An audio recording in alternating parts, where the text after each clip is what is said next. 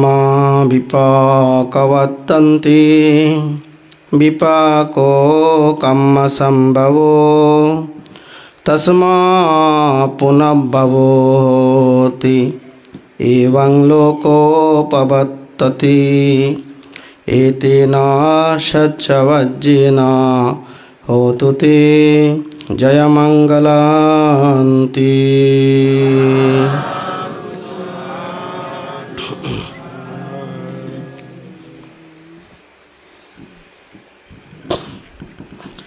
বান্দরবান পার্বত্য জেলার নিমুজিরি জ্ঞানদর্শন আন্তর্জাতিক বিদেশন শিক্ষা কেন্দ্রে মহাসাদি পাঠ্যান সূত্র অভিধানের আলোকে 7 দিনব্যাপী ধ্যান কোর্স উপলক্ষে এখন ধ্যান বিষয়ক দেশনার সময়। দেশনার প্রারম্ভে আমি বুদ্ধির অনন্ত গুণ, ধর্মের অনন্ত গুণ, সংগ্রহের অনন্ত গুণের প্রতি বন্দনা জ্ঞাপন করছি। অতঃপর আমার দীক্ষা ও শিক্ষাগুরু প্রয়াত বিদেশনা আচার্য পণ্ডিত প্রজ্ঞাজ্যোতি মাহাতোর বান্তি এবং আচার্য গুরু বান্তিদের প্রতি বন্দনা জ্ঞাপন করছি।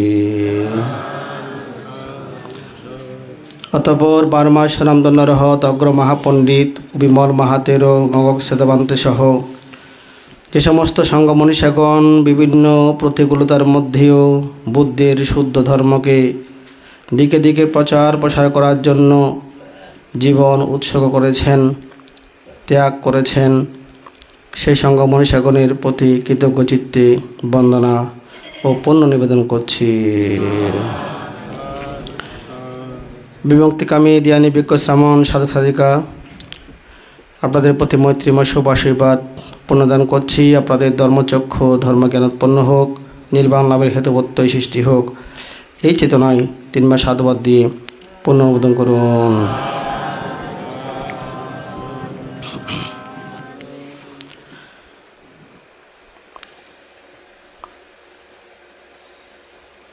বিমুক্তিকামী জ্ঞানীগণ, শাস্ত্রে বলা হয়েছে কাম্মা বিপাকাবত্তন্তি বিপাক কাম্মা সম্ভব তস্মা পুনর্ভব হতি এবং লোকোপপত্ততি। অর্থাৎ কর্ম করলে ফল ভোগ করতে হয়, ফল ভোগ করতে গিয়ে আবারও কর্ম সম্পাদন করা হয়ে থাকে। এভাবে কর্ম বিপাক প্রদান করে, বিপাক ভোগ করতে গিয়ে আবারও কর্ম সৃষ্টি হয়। সেই কারণেই পুনঃ পুনঃ জন্ম মৃত্যু, পুনঃ পুনঃ ভবচক্রে ঘুরতে হয়। আমরা যে দুঃখ কষ্ট পাচ্ছি, আমরা যে জন্মগ্রহণ করছি, ভবচক্রে ঘুরছি, এগুলো কি শুধু শুধু হচ্ছে নাকি কোনো কারণ আছে? কারণ আছে না নাই? পৃথিবীতে কোনো কিছু এমনি এমনি হয় না, কার্যকারণে হয়, কার্যকারণে হয়। কোনো ঈশ্বর, কোনো সৃষ্টিকর্তা কিন্তু এগুলো করছে না। এই কারণগুলো আমাদের নিজেদের মধ্যে আছে। নিজেদের মধ্যে কি আছে? ভগবান বুদ্ধ আগে ছিলেন সিদ্ধার্থ। কি ছিলেন? সিদ্ধার্থ গৌতম ছিলেন। উনি গয়ার বুদ্ধিবৃক্ষ মূলে ধ্যান করেছেন, লক্ষাধিক চারি অসংখ্য কল্প পারে পূরণ করেছিলেন, জন্মে জন্মে ধ্যান করেছিলেন এবং একদম পরিপূর্ণতা পেয়েছেন। কখন? গয়ার বুদ্ধিবৃক্ষ মূলে আজ হতে 2500 বছর আগে, সেই শুভ পবিত্র বৈশাখী পূর্ণিমার দিন উনি সন্ধ্যার সময় ধ্যানে বসেছিলেন। তখন মারের সাথে ওনার অনেক যুদ্ধ হয়েছে। মারকে পরাজিত করে উনি যে সম্বুদ্ধত্ব লাভ করেছেন, বুদ্ধিজ্ঞান লাভ করেছেন। বুদ্ধিজ্ঞান লাভ করার সময় উনি যে বিষয়টি বুঝেছিলেন, এই ভবচক্রের, জন্মচক্রের, দুঃখচক্রের রহস্য উনি ভেদ করতে পেরেছিলেন। সেটাকে বলা হয় পতিত্ব সমুৎপাদ। কি বলা হয়? পতিত্ব সমুৎপাদ, কার্যকারণ তত্ত্ব। কার্যকারণ কি? তত্ত্ব। এখানে দেখেন, এখানে একটা চক্র আছে না নাই? আছে। এই যে চক্রটা, এখানে পরম পূজনীয় মগক সেয়াদ ভান্তের পতিত্ব সমুৎপাদ দেশনা বিচরণ চক্র ও মুক্তপথ হেডলাইন লেখা আছে। মগক সেয়াদ ভান্তে কে ছিলেন সে বিষয়ে আমরা আলোচনা করেছি। এখানে বান্তের একটা ছবি আছে, ওইদিকে বান্তের ধাতুর ছবিগুলো আছে, ওনার দেহ অবশিষ্ট যে ধাতু হয়েছে সেগুলো আছে। তো মগক সেদা বান্তে যে এই ভবচক্রটা বা প্রতিসম্পাদ চক্র যেটা উনি দেশনা করতেন, সেটা বুদ্ধই আবিষ্কার করেছেন। ওই যে বুদ্ধিবৃক্ষের নিচে বসে এই চক্রের মধ্যে আমরা ঘুরছি, এখান থেকে আমাদের কি বের হতে হবে।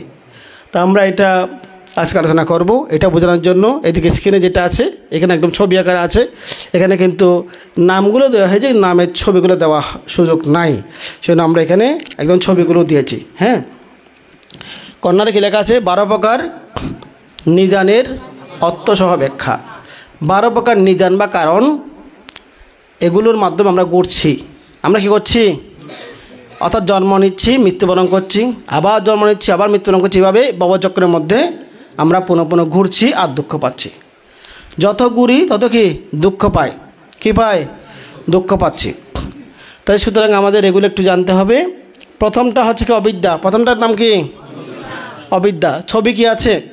একজন অন্ধ ব্যক্তি একটা ছড়ি বা লাঠি দিয়ে বা ভেবে হাঁটতেছে, যাতে কোনো গর্ত আছে কিনা এগুলো দেখে উপলব্ধি করার জন্য। অন্ধ ব্যক্তি, অবিদ্যার ছবি কি দেওয়া হয়েছে? অন্ধ ব্যক্তি। অবিদ্যা মানে অন্ধ। অবিদ্যা, বিদ্যা নাই, বিদ্যার অভাব। বিদ্যা অর্থ হচ্ছে আলো, জ্ঞানের আলো, প্রজ্ঞার আলো। তাই প্রজ্ঞার আলো, জ্ঞান না থাকলে মানুষ কী হয়ে যায়? অন্ধ হয়ে যায়। কী হয়ে যায়? আমি বলেছিলাম চক্ষুলা অবস্থায় মানুষ প্রাণী হত্যা করে, চুরি ব্যভিচারি করে, হাঙ্গামা দাঙ্গাগুলো করে, মানুষকে মেরে ফেলছে, গুলি করছে, ছুরি মারছে। চক্ষুলা অবস্থায় নয়, চক্ষুলা অবস্থায়। তো চক্ষুলা ঠিক আছে, কিন্তু মোহ অজ্ঞান তাদের হৃদয়ে পরিপূর্ণ হয়ে গেছে। তারা মোহে আবিষ্ট হয়ে অবিদ্যা অন্ধকারে অন্ধ হয়ে গেছে বলেই তারা এই কাজগুলো করছে। তাহলে অবিদ্যা হচ্ছে কি? অন্ধ। তারপর হচ্ছে কি? সংস্কার। সংস্কার ছবি দেওয়া হয়েছে, একটা কুমোর ও মাটির হাড়ি পাতিল বানাচ্ছে। সংস্কার অর্থ হচ্ছে পুনঃ পুনঃ উৎপন্ন হওয়া, পুনঃ পুনঃ কি উৎপন্ন হওয়া, সৃষ্টি করা। তাহলে কুমোর কী করে? পুনঃ পুনঃ বিভিন্ন কি হাড়ি পাতিল বানাচ্ছে, এটা ছবি দেখা হয়েছে। তারপর 3 নম্বর হচ্ছে বিজ্ঞান। তারপর হচ্ছে কি? বিজ্ঞান অর্থ হচ্ছে এটা সামাজিক বিজ্ঞান, রাষ্ট্রবিজ্ঞান, ওইরকম বিজ্ঞান নয়। এটা পালিত হচ্ছে বিয়ানা। ইয়ানাত্ম জ্ঞান, বিয়ত্ব বিশেষভাবে, বিশেষভাবে জানা, চিত্ত। এটা হচ্ছে চিত্তকে বোঝানো হচ্ছে, চিত্তকে মানে বিশেষভাবে জানে বলেই চিত্তকে বিজ্ঞান বলা হয়। তাহলে বিজ্ঞানে কি দেওয়া হয়েছে? বানর। কি দেওয়া হয়েছে?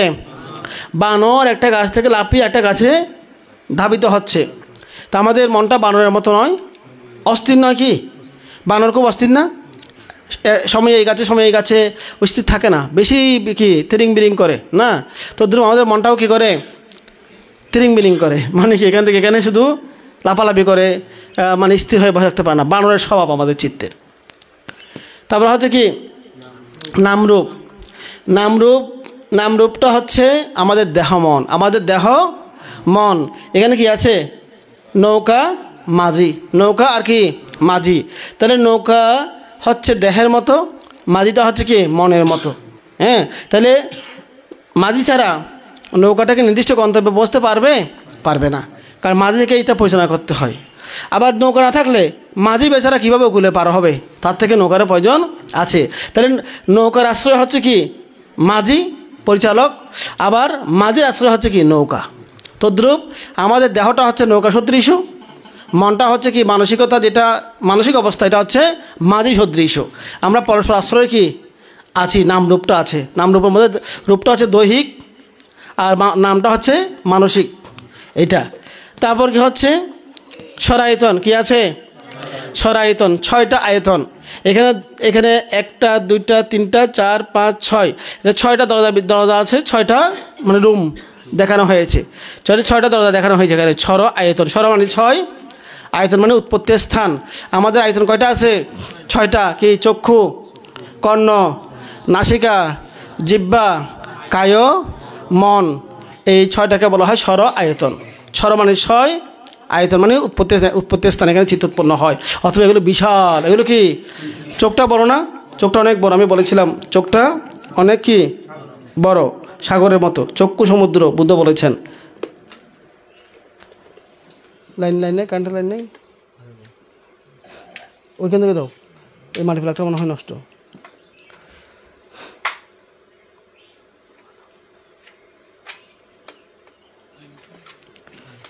ঠিক করে দাও। তাইলে সর আয়তন, 6টা আয়তন আছে আমাদের। হ্যাঁ, এরপর কি স্পর্শ, দুটো বাচ্চা কি হাত স্পর্শ করেছে স্পর্শ বোঝানোর জন্য।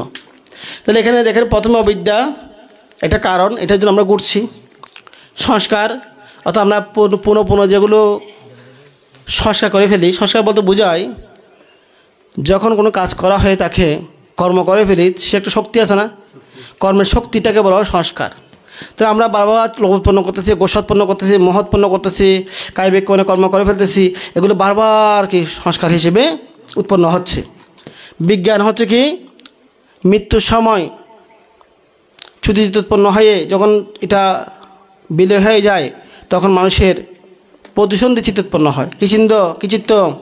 প্রতিসন্ধি চিত্ত মানে জন্মচিত্ত, জন্মগ্রহণ করা চিত্তটা। তো জন্মগ্রহণ করা চিত্তটাকে বানর দিয়ে বোঝানো হয়েছে, যেহেতু এটা বিভিন্ন দিক দিয়ে কি ধাবিত হচ্ছে। তারপর হচ্ছে কি মাতৃগর্ভে যখন চিত্তটা প্রতিসন্ধি বা জন্ম নেবে, তারপর কি দেহমন সৃষ্টি হবে। কি সৃষ্টি হবে? দেহমন সৃষ্টি হবে। তো দেহমনটা আস্তে আস্তে বড় হতে হতে ওখানে কি সরায়তন সৃষ্টি হবে। সরায়তন সৃষ্টি হবে। ভূমিষ্ঠ হওয়ার পর সরায়তন যখন হয়ে গেছে, আমাদের চোখের সাথে আলোর স্পর্শ হচ্ছে, দেখার জিনিসগুলা, কানের সাথে শব্দের স্পর্শ হচ্ছে, নাকের সাথে গন্ধের সুগন্ধ দুর্গন্ধ, জিহ্বার সাথে রস বা খাবারের, শরীরের সাথে ঠান্ডা গরম শক্ত নরম স্পর্শের এগুলো হচ্ছে, মনের সাথে সুখের কল্পনার বিষয়, দুঃখের কল্পনার বিষয়, অতীতের বিষয়গুলো স্পর্শ কি হচ্ছে। তাহলে স্পর্শ। এরপর কি আছে? বেদনা। একটা মানুষের মাথায় কাঁটা লেগে গেছে, রক্ত পড়তেছে, কাঁদতেছে, এটা বেদনা মানে দুঃখ বেদনাটাকে বোঝানো হয়েছে। বেদনার্থ কিন্তু অনুভূতি, বেদনার্থ কি অনুভূতি, সুখও হতে পারে, দুঃখ হতে পারে, না দুঃখ না সুখ হতে পারে। এখানে আমরা একটা জাস্ট উদাহরণ দিলাম। বেদনা মানে কি একজন মানুষের রক্তক্ষরণ হচ্ছে, ও কষ্ট পাচ্ছে। তাহলে স্পর্শ হলে কি হয়? বেদনা হয়। তার চামড়ার সাথে যখন কাঁটা স্পর্শ হয়ে গেছে, কাঁটাগুলা, তখন বেদনা উৎপন্ন হয়ে গেছে। তখন বেদনা উৎপন্ন হলে কি হয়? তৃষ্ণা হয়। কি হয়? এখানে তৃষ্ণা, এখানে ছবি দেখা হয়েছে যে কি একজন মদ খাচ্ছে, মদের বোতল আছে, এদিকে মুন্ডি মনে হয় এগুলা, হ্যাঁ, ওগুলো মুন্ডিও হোক বা নুডলস হোক, যা হোক না কেন, ওগুলো দিয়ে খাচ্ছে আর কি, মানে মদ দিয়ে খাচ্ছে, ঠিক আছে। এখন ও মদ খাচ্ছে। তাহলে মদ যারা খায় তারা খুব তৃষ্ণা করে ফেলে মদের প্রতি, নাকি নয়? মদ ছাড়তে পারে না, মদ ছাড়তে পারে না, আসক্ত হয়ে যায়, এত বেশি মানে গভীর আসক্তি হয়ে যায়, এটা ছাড়তে পারে না মদের নেশাটা। তাহলে এই তৃষ্ণাটা বোঝানোর জন্য মদ খাওয়াটাকে আমরা বোঝানো, এটা উপমা দিয়েছি মাত্র। এখানে তৃষ্ণা বলতে শুধু মদ খাওয়া না, মদ খাওয়াটাও তৃষ্ণা, অন্যান্য অনেক রকম তৃষ্ণা আছে। আচ্ছা, তো তৃষ্ণার পর এটা কী হয়? উপাদান। উপাদান মানে কি? গাঢ় হয়ে যাওয়া। কী হয়ে যাওয়া? গাঢ় হয়ে যাওয়া। যখন আপনি কোনো কিছুকে ধরে ফেলবেন মানসিকভাবে, তখন এটাকে বলা হয় উপাদান। এটাকে বলা হয় কি? তৃষ্ণাটা গাঢ় হলে উপাদান হয়ে যায়। আপনার থেকে মনে তৃষ্ণা উৎপন্ন হয়েছে যে কি আমি ওই মানে কি একটা ফল খাবো, ড্রাগন ফল মনে করুন নতুন আসছে ড্রাগন ফল, আপনি দেখলেন বাজারের মধ্যে, আপনার থেকে তৃষ্ণা উৎপন্ন হয়েছে কি আমি এটা খাইতে হবে, এটা খুব ভালো সুন্দর লাগতেছে, কিন্তু টাকা নাই, পকেটে টাকা নাই। তাহলে আপনার চিন্তা হচ্ছে কি আমি খাবোই একদিন খাবো। তাহলে আপনি ওটাকে কি ধরে ফেলেছেন, মনের মধ্যে রেখে দিয়েছেন, ওটা বলা হয় উপাদান। ওটা বলা হয় কি? উপযোগ আদান। আদানত কি? গ্রহণ করা। প্রধানত দিয়ে ফেলা, আদান মানে গ্রহণ করা। তাহলে আপনি এটা নিয়ে ফেলেছেন, আদান করে ফেলেছেন, উপাদান। ভব হচ্ছে কি? কর্ম করা। মনে করেন একজন ব্যক্তি ও একটা দামি কিছু খাওয়ার জন্য তার লোভ উৎপন্ন হয়েছে, তৃষ্ণা হয়েছে, গাঢ় হয়ে গেছে তৃষ্ণা, খাওয়ার জন্য টাকা নাই, এখন সে চুরি করলো। কী করলো? চুরি করে ফেললো টাকা। এটা হচ্ছে কি? ভব মানে কর্ম। ভব মানে কি? কর্ম করা। এখানে ভব বলতে এখানে যেহেতু জন্ম আছে, জন্মের আগে ভব বলতে এখানে একজন দম্পতি মানে স্বামী স্ত্রীর ছবি দেওয়া হয়েছে। তাহলে কর্ম মানে কর্ম করে ফেলা। কর্ম করলে কি হয়? জন্ম হয়। কেউ যদি চুরি করে, তাকে সেই চুরি কর্মের ফলে নিচু জায়গায় ছাড়িয়ে পাইয়ে জন্মগ্রহণ করতে হবে। তাহলে জন্মটা একটা বাচ্চা জন্ম দিয়ে ছবিটা বোঝানো হয়েছে। এখানে বাচ্চা জন্ম দিলেও এখানে জন্ম বলতে এখানে কিন্তু এটা নরকেও জন্ম হতে পারে, এটা প্রেতলোকেও জন্ম হতে পারে, বাল্যকর্ম করলে স্বর্গেও জন্ম হতে পারে। জাস্ট আমরা জন্মটা বোঝানোর জন্য একটা বাচ্চার ছবি দিয়েছি।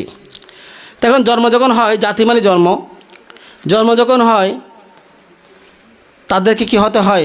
বয়স্ক হতে হয়। কি হতে হয়? জন্ম হলে আস্তে আস্তে কি বড় হবে না?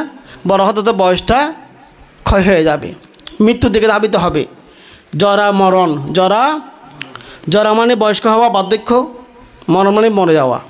তাহলে একটা কি ছবিটা কি? লাশ, 4 জন ব্যক্তি কাঁধে করে মৃতদেহকে নিয়ে আছে শ্মশানে। তাহলে জরা মরণ, জন্ম হয়েছে বলেই মৃত্যুবরণ করতে হয়েছে, জরা বার্ধক্য আক্রান্ত করতে হয়েছে। তাহলে এখন আমরা যে ঘুরছি পবচক্রের মধ্যে, অবিদ্যা আমাদের ঘুরাচ্ছে, সংস্কার এই ঘুরানোর ক্ষেত্রে কারণ হিসেবে কাজ করছে। এইভাবে এগুলো আমাদেরকে ঘুরাচ্ছে। তো এগুলো সেন্ট্রাল শক্তি কি? সেন্ট্রাল বা কেন্দ্রীয় শক্তি হচ্ছে কি? লোভ, দেশ, মোহ। আমাদের মনের মধ্যে যখন উৎপন্ন হয়, দেশ মানে কি হিংসা উৎপন্ন হয়, মোহ অজ্ঞানতা উৎপন্ন হয়, আমরা তখন এইভাবে ঘুরি। তাহলে লোভের মধ্যে ছবিটা কি দেওয়া হয়েছে? কবুতর। লোভের ছবিটা কি? কবুতর।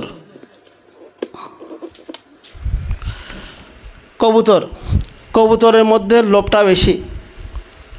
কবুতর হচ্ছে খুব কামুক প্রাণী। কবুতরের মধ্যে কি লোভটা বেশি, কামনাটা, প্রেম প্রীতিটা বেশি তাদের। সেজন্য কবুতর ছবি দেওয়া হয়েছে। আগের দিনে মানুষ প্রেম করতো, কবুতর দিয়ে সিটি বেঁধে দিত না, সিটি উড়ে নিয়ে যেত। এরা ডাকপিয়নের মতো কাজ করেছে আর কি, প্রেমের দূত আর কি এরা। তো সেজন্য কবুতর হচ্ছে খুব কামুক প্রাণী। তো কবুতরকে লোভের চিহ্ন হিসেবে দেখানো হয়েছে। রাগটা কার থেকে বেশি দেখা যায়? সাপ থেকে না? একটু করে যদি একটু মানে আওয়াজ পেলে মাত্র মানে কী করে সবল তুলে ফেলে। হ্যাঁ, একটা আওয়াজ পেলে সবল তুলে ফেলে, খুব রাগী, মানে সব সময় ওর মানে কি ক্রোধভাবটা থাকে। তো সেই জন্য সাপটাকে চিহ্ন দেওয়া হয়েছে কি? রাগ বা দেশ বা গোসাটাকে বোঝানোর জন্য। ঠিক আছে? তাই বলে সাপের কি লোভ নাই? সাপেরও লোভ আছে, আসা নাই? আসে, ও ব্যাংক খেতে চায়, লোভ করে। যদি ব্যাংক খেতে না পারে এভাবে ফাঁকা তুলে ফেলবে, গোসা উড়ে যায় ওর থেকে। ঠিক আছে? তাহলে এটা হচ্ছে কি, ওর থেকে রাগটা বেশি দেখা যায় বলে মানুষ লোভটাকে থেকে ওর মধ্যে গোসাটা বেশি দেখে। সেজন্য এটা ছবিটা আমরা দিয়েছি। তারপর এটা কি? এটাকে বলা হয় বরাহ। এটা কি বলা হয়? বরাহ পালিতে মানে বা আমাদের ত্রিপিটকের ভাষায়। আমাদের এখানে বলে শুকর। কি বলা হয়? শুকর। সবাই তো চিনেন। তো শুকর হচ্ছে কি? মোহ। শুকরের থেকে কি বেশি? মোহ বেশি। কি বেশি? শুকর শুধু খাবে, ঘুমাবে, নাকি নয়? ও খায়, ঘুমায় আর মাঠে ঘুরে। এখানে যারা শুকর পালন করে তা আমরা দেখি, অনেক সময় দেখি যে একটা জায়গার মধ্যে ঘুরে খায়, ঘুমায়। ওর থেকে কি মোহটা বেশি, মানে ঘুম শুধু পড়ে থাকা, মোহ হয়ে পড়ে থাকার মতো ওর অবস্থাটা বেশি। সেজন্য এটা ছবিটা দেওয়া হয়েছে। তাহলে আমাদের প্রত্যেকের মনের মধ্যে লোভ আসা নাই? লোভ উৎপন্ন হয়ে যায়, গোসা উৎপন্ন হয়ে যায়, মোহ উৎপন্ন হয়ে যায়। তো এগুলো ভালো নাকি খারাপ? খারাপ। এগুলো ত্যাগ করতে হবে। কি করতে হবে? লোভ আসছে, ত্যাগ করে ফেলতে হবে। গোসা আসছে, ত্যাগ করে ফেলতে হবে। মোহ আসছে, ত্যাগ করে ফেলতে হবে। তাহলে মোহটা কি বলেছিলাম যে লোভটা তো বুঝেন। লোভ মানে কোনো কিছু পাওয়ার ইচ্ছাটা লোভ, কোনো কিছু ধ্বংস করার ইচ্ছাটা হচ্ছে কি? দেশ। মেরে ফেলা, কেটে ফেলা, মানে ধ্বংস করে ফেলা, উচ্ছেদ করে ফেলা, জ্বালিয়ে দেওয়া, পুড়িয়ে দেওয়া, এটা হচ্ছে দেশ। মোহটা হচ্ছে কি? উল্টা করে দেখা। মোহ কি? উল্টা করে দেখা। এটা খুব স্বাদ হবে, এটা খুব ভালো, এটা সুন্দর, এগুলো মোহ বলে। কে বলে? জ্ঞান কি বলে? অনিত্য। একটা সুন্দর মানে গোলাপ ফুল, সুন্দর কি ফুল? গোলাপ ফুল দেখলেন আপনি, ওমা কি সুন্দর ফুল, কি সুন্দর ফুলটা, হ্যাঁ কি সুন্দর পরিপাটি, এটা অনেক দিন থাকবে, এটা বলছে মোহ। কে বলছে? জ্ঞান কি বলবে? ফুলটা সুন্দর বটে, কিন্তু কিছুক্ষণ পর এটা নষ্ট হয়ে যাবে, নাকি নয়? সৌন্দর্য থাকবে না, সুগন্ধ দুর্গন্ধে পরিণত হবে। আপনারা যে সকাল সন্ধ্যা বুদ্ধ পূজা করেন, বুদ্ধকে বন্দনা করেন, সেখানে পুষ্প তোলেন না আপনারা? তো এখানে পুষ্প পূজার ক্ষেত্রে যে বিধানটা আছে, যে বলতে হয় পালিতের বাংলা হচ্ছে কি, এই পুষ্প এখন সুবর্ণ, সুগন্ধ, সুগঠন মনে হলেও শীঘ্র ইহা দুর্বর্ণ, দুর্গন্ধ, দুর্গঠন বিরূপ বা প্রাপ্ত হবে। বিরূপ ভাব প্রাপ্ত হবে, বিকৃত হয়ে যাবে। তদ্রূপ আমার এই দেহ সেরকম, পরদেহ সেরকম, পুরো বিশ্বের মধ্যে এটাই ঘটনা ঘটছে। এটাই কি ঘটনা ঘটছে? প্রত্যেক কিছু কী হয়ে যায়? পুরানো হয়ে যায়। একটা কাপড় নতুন কিনলেন, খুব ধবধবে সুন্দর কাপড়, আস্তে আস্তে এটা কিন্তু পুরানো হয়ে যাবে, নাকি নয়? হ্যাঁ, যে কোনো জিনিস, এই যে ফুলের টবগুলা খুব সুন্দর, আমাদের একজন ভান্তে এগুলো শহর থেকে এনেছেন, খুব সুন্দর লাগছে, কিন্তু কিছুদিন পর এগুলো দেখা যাবে যে কি ময়লা হয়ে গেছে। এগুলো যখন এগুলোর মেয়াদ চলে যাবে, এগুলো আস্তে আস্তে কি ভেঙে যাবে, কী যাবে? ভেঙে যাবে। প্লাস্টিকটা অনেক কিছু জিনিস ভেঙে যায়, একটা কাগজ বেশি পুরনো হলে এটা ছিঁড়ে যায়। এটা এরকম, এই যে বিল্ডিংটা বানানো হয়েছে, এটা 100 বছর গ্যারান্টি দিয়েছে। 100 বছর হতে হতে এটা কি এগুলো খুলে খুলে পড়ে যাবে, সিমেন্টগুলো খুলে যাবে, জয়েন্টগুলো খুলে যাবে, ছেড়ে দেবে এগুলা। তাহলে এইভাবে প্রত্যেক কিছু হচ্ছে কি অনিত্য, কি অনিত্য, দুঃখ, অনাত্মধর্মী, এবং দেহটা হচ্ছে কি অশুভ। দেহটা কি, যেগুলো জীবিত এগুলো কিন্তু অশুভ। হ্যাঁ, তাহলে অশুভ, অনিত্য, দুঃখ, অনাত্ম, এইটা যখন আপনি বুঝবেন তখন জ্ঞান, তখন হচ্ছে কি এটাকে বলা অমোহ। কি বলা হয়? অমোহ। মোহটা হচ্ছে অজ্ঞানতা, অমোহটা হচ্ছে জ্ঞান, জ্ঞান ভাব। তাহলে এখন মোহটা কি বুঝতে হবে? মোহটা হচ্ছে যে কি সব কিছু উল্টা করে দেখায় আমাদেরকে, লোভনীয়ভাবে দেখায়। হ্যাঁ, তখন আমরা কি লোভে পড়ে যাই। মোহ দেখায় যে কিটা ভালো হবে, তখন লোভ অধিক উৎপন্ন হয়ে যায়। এই মোহটা হচ্ছে কি একা থাকতে পারে। লোভের মধ্যে লোভচিত্ত যখন উৎপন্ন হয় সেখানে মোহ জয়েন্ট থাকে। দেশচিত্ত যখন উৎপন্ন হয় সেখানেও মোহ থাকে। তাহলে কিন্তু মোহটা একা উৎপন্ন হতে পারে। তাহলে মোহ বলছে কি ওকে মেরে ফেলো, ওকে সরাই দিলে তুমি শান্তি পাবা। হ্যাঁ, ওকে মাইনাস করে দাও, তাহলে তোমার পথের কাটা সরে গেলেও তুমি শান্তি পাবে। তাহলে মোহ এটা যখন করছে, আপনি তাকে কী করলেন? গোস্বাটা মেরে একদম তাকে ডিলেট করে দিলেন। হ্যাঁ, পথের কাটা পরিষ্কার হয়ে গেল, ভাবলেন আপনি, কিন্তু সাক্ষী হয়ে গেল। আপনি যে তাকে মেরে ফেলেন, সাক্ষী হয়ে গেছে না? কেউ না কেউ সাক্ষী হয় নাই, নিজের চিত্ত সাক্ষী হয়ে গেছে, নাকি নয়? সবাইকে ফাঁকি দিয়ে পাপ করা যায়, নিজের চিত্তকে ফাঁকি দেওয়া যায় না, নাকি নয়? চিত্ত কিন্তু এগুলো রেকর্ড করে ফেলতেছে, চোখে ভিডিও করতেছে, কানে রেকর্ড করতেছে, মনের মধ্যে সব সেভ হয়ে যাচ্ছে মনের প্রবাহে, নাকি নয়? তাহলে আপনি সবাইকে ফাঁকি দিয়ে করলেন, কিন্তু একসময় মনে উৎপন্ন হবে যে কেউ জানতো না আমি ওই কাজটা করেছি, কিন্তু আসলে ভুল করেছি, এটা করা উচিত হয় নাই, কেন করলাম? কিন্তু এটা অনুশোচনা চলে আসে, কারণ সাক্ষীটাকে নিজের মনই আসল সাক্ষী হয়ে যায়। তাইলে গোস্বা যে হয় সেখানেও কি মোহের আধিপত্য আছে। তাহলে এই লোভ, দেশ, মোহ এগুলোই আমাদেরকে ঘুরাচ্ছে। আসলে মানুষেরা কোনো খারাপ না, কোনো মহিলাও খারাপ না, কোনো পুরুষও খারাপ না। যার মধ্যে লোভ উৎপন্ন হয় সে লোভী মহিলা, লোভী পুরুষ হয়ে যায়। যার মধ্যে গোস্বা উৎপন্ন হয় সে লোভী পুরুষ, লোভী মহিলা হয়ে যায়। যার মধ্যে মোহ উৎপন্ন হয় সে এইভাবে হয়ে যায়, তখন তাকে মানুষ খারাপ বলে, নাকি নয়? এই তিনটে যদি উৎপন্ন না হয় মনের মধ্যে, কোনো মানুষকে আপনি খারাপ বলতে পারবেন? যে মানুষের লোভ নাই, যে মানুষের কোনো লোভ দেখা যাচ্ছে না, গোস্বা দেখা যাচ্ছে না, সে মোহিত হচ্ছে না, তাকে সবাই ভালো বলবে, পূজা করবে, সম্মান করবে। কিন্তু এগুলো চলে আসলে কি সে কালার হয়ে যাচ্ছে। কী হয়ে যাচ্ছে? কালার হয়ে যাচ্ছে। তা আমাদের চিত্ত, আমাদের যেটা মূল চিত্ত, এটা কিন্তু পরিষ্কার, স্বচ্ছ, পবিত্র। এটার মধ্যে যখন এই লোভ যুক্ত হয়ে যায় তখন চিত্তটা অপবিত্র হয়ে যায়। এটাকে বলা হয় লোভচিত্ত। যখন এটা এই চিত্রের মধ্যে যখন দেশ যুক্ত হয়ে যায়, গোস্বা যুক্ত হয়, এটাকে বলা হয় গোস্বাচিত্ত। মোহযুক্ত হলে মোহচিত্ত এভাবে হয়ে যায়। পানি, আমরা যে পানিগুলো পান করি, পানি আমরা কী করি? পান করি না? তো পানির একটা ধর্ম তো আছে, পানিতে যা কিছু দেবেন সে সেটা নেবে। আপনি যদি সাদা রং দেন সাদা পানি হয়ে যাবে, কালো রং দিলে কি কালো পানি হয়ে যাবে, লাল রং দিলে লাল পানি হয়ে যাবে। তদ্রুপ আমাদের চিত্তটা পানির মতো স্বভাব। মানে সেখানে লোভ গেলে লোভচিত্ত, আবার যদি অলোভ যায় অলোভ চিত্ত, মানে দানচিত্ত। আপনার যদি মৈত্রী আসে মৈত্রী চিত্ত বা অদেশ চিত্ত, আর যদি গোস্বা আসে দেশচিত্ত। হ্যাঁ, তাহলে শ্রদ্ধা আসছে আপনার মনের মধ্যে। শ্রদ্ধা যখন যোগ হয়েছে চিত্তের মধ্যে, শ্রদ্ধা চিত্ত উৎপন্ন হয়ে গেছে। তখন আপনি হাত জোড় করলেন, আপনি শ্রদ্ধা করে দান করতেছেন, আপনি সেবা করতেছেন, মানুষ বলতেছে মানুষটা খুব শ্রদ্ধাবান, ও কীভাবে ভিক্ষু সঙ্গকে শ্রদ্ধা করে, সম্মান করে, ও পুণ্য করে, ভালো কাজ করে, ও খুব মানবিক, ও সুনাম হয়ে যায়। ওই শ্রদ্ধাটা যখন উৎপন্ন হয়, হ্যাঁ, আর অশ্রদ্ধা চলে আসে মানুষ নিন্দা করে। তাহলে এগুলোকে বলা হয় চৈতসিক। কী বলা হয়? লোভ, দেশ, মোহ, শ্রদ্ধা, স্মৃতি, এগুলো যেগুলো আছে মানসিক ব্যাপার, এগুলোকে বলা হয় চিত্তের উপকরণ বা চৈতসিক। এগুলোর মধ্যে খারাপগুলো আমাদের ত্যাগ করতে হবে, ভালোগুলো আমাদেরকে গঠন করার চেষ্টা করতে হবে, অভ্যাস করে ফেলতে হবে, তাহলে আমরা ভালো হতে পারবো।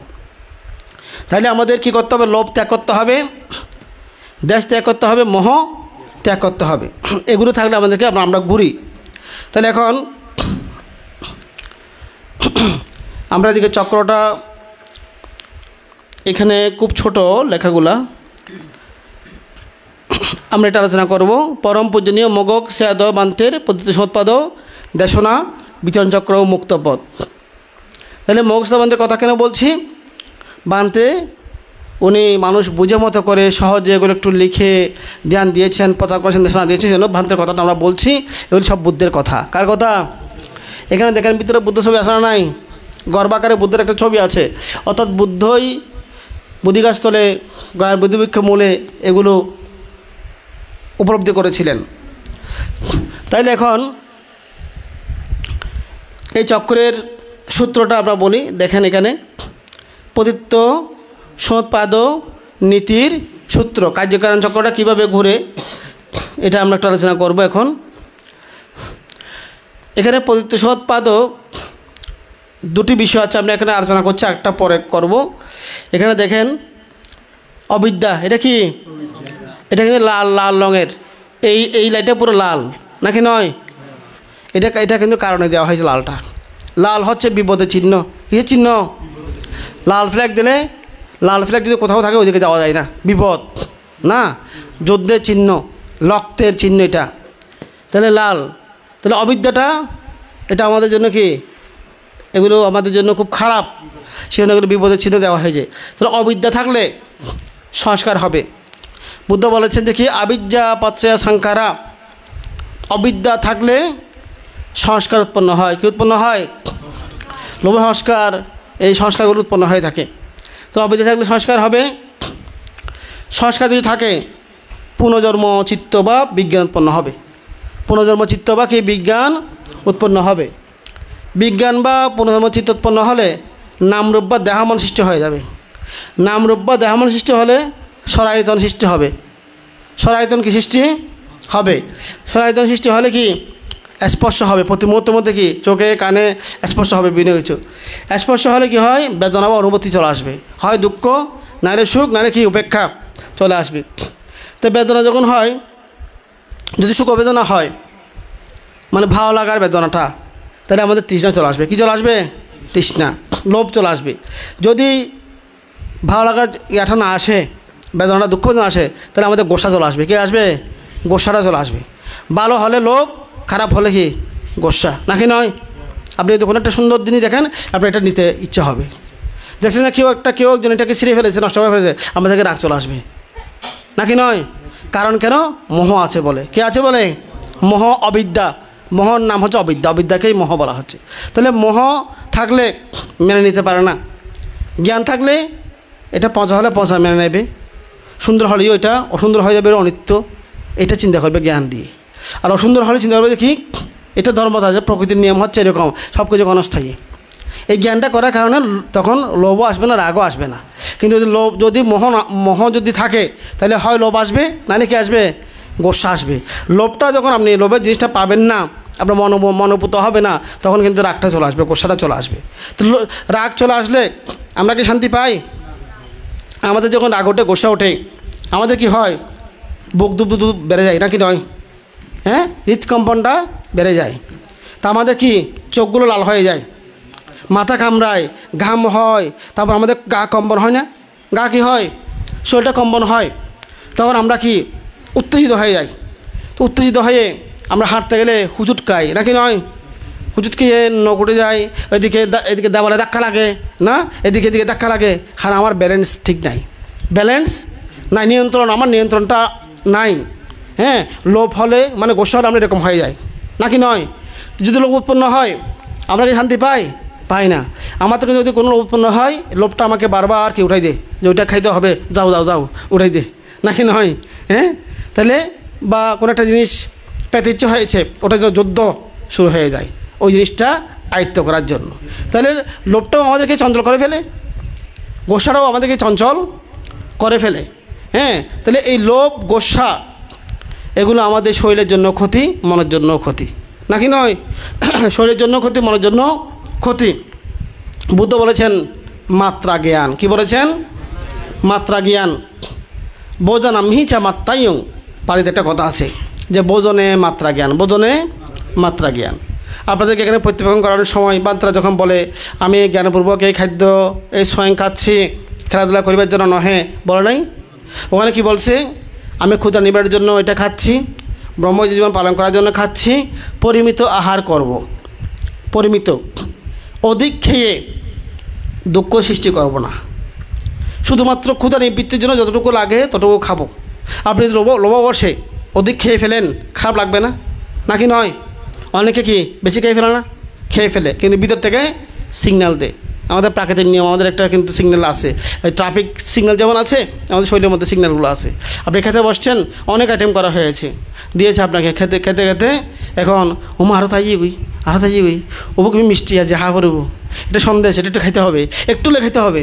এখন আমাদের বসে বসে গেলেও পান্তাকে পান্তা হন্নাল হন্নাল হন্নাল উড়িদ করে, আরও রুইদ করে। হ্যাঁ, তখন পান্তারাও কি নিতে হয়, এদিকে সিগন্যাল কী করে দিয়ে ফেলে, মানে কি ডেকুর একটা উঠবে, ডেক মারবে তোকে গরু। অর্থাৎ আমি আর পাচ্ছি না, পাকস্থলী বলতেছে কি আমি পাচ্ছি না, আমাকে আর দিয়েন না, অনেক হয়ে গেছে, আমি আর এগুলো হজম করতে পারবো না, এটা মানে লিমিট ক্রস করেছে, প্লিজ বলে, মানে একটা ডেকুর দে। কিন্তু আমরা কী করি, এই সুপ্তাক, তোকে দেখার সময় আমার নাই। হ্যাঁ, তোর গাড়ি আনতে সিগন্যাল না, বাংলাদেশি তো ট্রাফিক সিগন্যাল লাল হলেও গাড়ি সালা দিয়ে তো না, বিদেশের মধ্যে কোনো গাড়ি নাই, কোনো গাড়ি নাই। আমরা কদিন আগে বার্মা থেকে আসতেছি, এখন এয়ারপোর্টে যাচ্ছি, সময় বেশি নাই, তা আমাদের ইচ্ছা হয় আমরা তাড়াতাড়ি পৌঁছে গেলে ভালো হবে। আমার ড্রাইভার কোনো গাড়ি নাই, রোড খালি, ড্রাইভার দেখছি দাঁড়ায় আছে, কি রেতি হাতে কিবে হয়তো লাল বাতি লাই, কোনো গাড়ি নাই, তারপরেও দাঁড়িয়েছে পুরা ওই নীল সবুজ বাতি আসছে, তারপর যাচ্ছে, কিন্তু কোনো গাড়িটারই নাই, খালি রোড। আমাদের এখানে হলে খালি আছে, চলে যায়, ঠিক আছে, সিগন্যাল দিলেও কি মানানো সিগন্যাল। তা আমাদের দেহের ক্ষেত্রে আমরা এরকম করি, খাওয়ার সময় একটা ডেকুর একটা দেবে, একটা দেওয়ার পর প্রথম সিগন্যালটা দিয়ে ফেললো, এরপর আপনি যদি কথা না শুনেন তারপরও খাওয়া শুরু করে দিলেন, বিদে ভাড়াছেন, সে কিন্তু একটু গোসা হবে, একটু কি গোসা হবে, কিন্তু কিছু বলবে না, কিছুক্ষণ চুপ থাকবে, কিছুক্ষণ দেখেছে তোর হয়তো গোসা না মাঝে নইবু, চুপ করে থাকলে হবে না, সিগন্যাল আটটা দিতে হবে, উনি তো বুঝতেছে না দেখতেছি, তখন আরও দুইটা আসবে সিগন্যাল, দুইটা আসবে ডেকুর, কয়টা আসবে? দুইটা। তখন কিছুক্ষণ পর করে দুয়াইব ভিতরত্তম, তারপর আপনি কি তোর মাত্র সময় নেই, হা করে বুধে, হ্যাঁ ফতিম ফাইনে এক ফাইলে হাই, এক পরবে হাই লই। এখন আপনি নিয়ে ফেললেন সুস্বাদু মনে করে মিষ্টি সন্দেশ বা এটা সেটা নিয়ে ফেললেন, ভাজি তরকারি নিয়ে ফেললেন, খাচ্ছেন। এখন ওই বেচারা আরও বেজার হয়ে গেছে, বেজার হওয়ার পর সে আর একটু প্রথমে কয়েক সেকেন্ড অভিমান করে চুপ থাকবে, একদম বলবে না, ওই ব্যাপারে জানি বাক গই, আবার হাতে হতে তো হস্ত মারতো না, আরও হতে ফাটার কেন অত করছে ভাই, আগ্রহ সিগন্যাল দিয়ে ফেলাই, কিছুক্ষণ পর আরেকটা সিগন্যাল দেবে, মানে ডেকুর একটু বড় করে একটা দুইটা তিনটা আসবে, এরপরে আর কিছু সে বলবে না, এমন গোস্বা হয়ে গেছে আর কিছু বলবে না।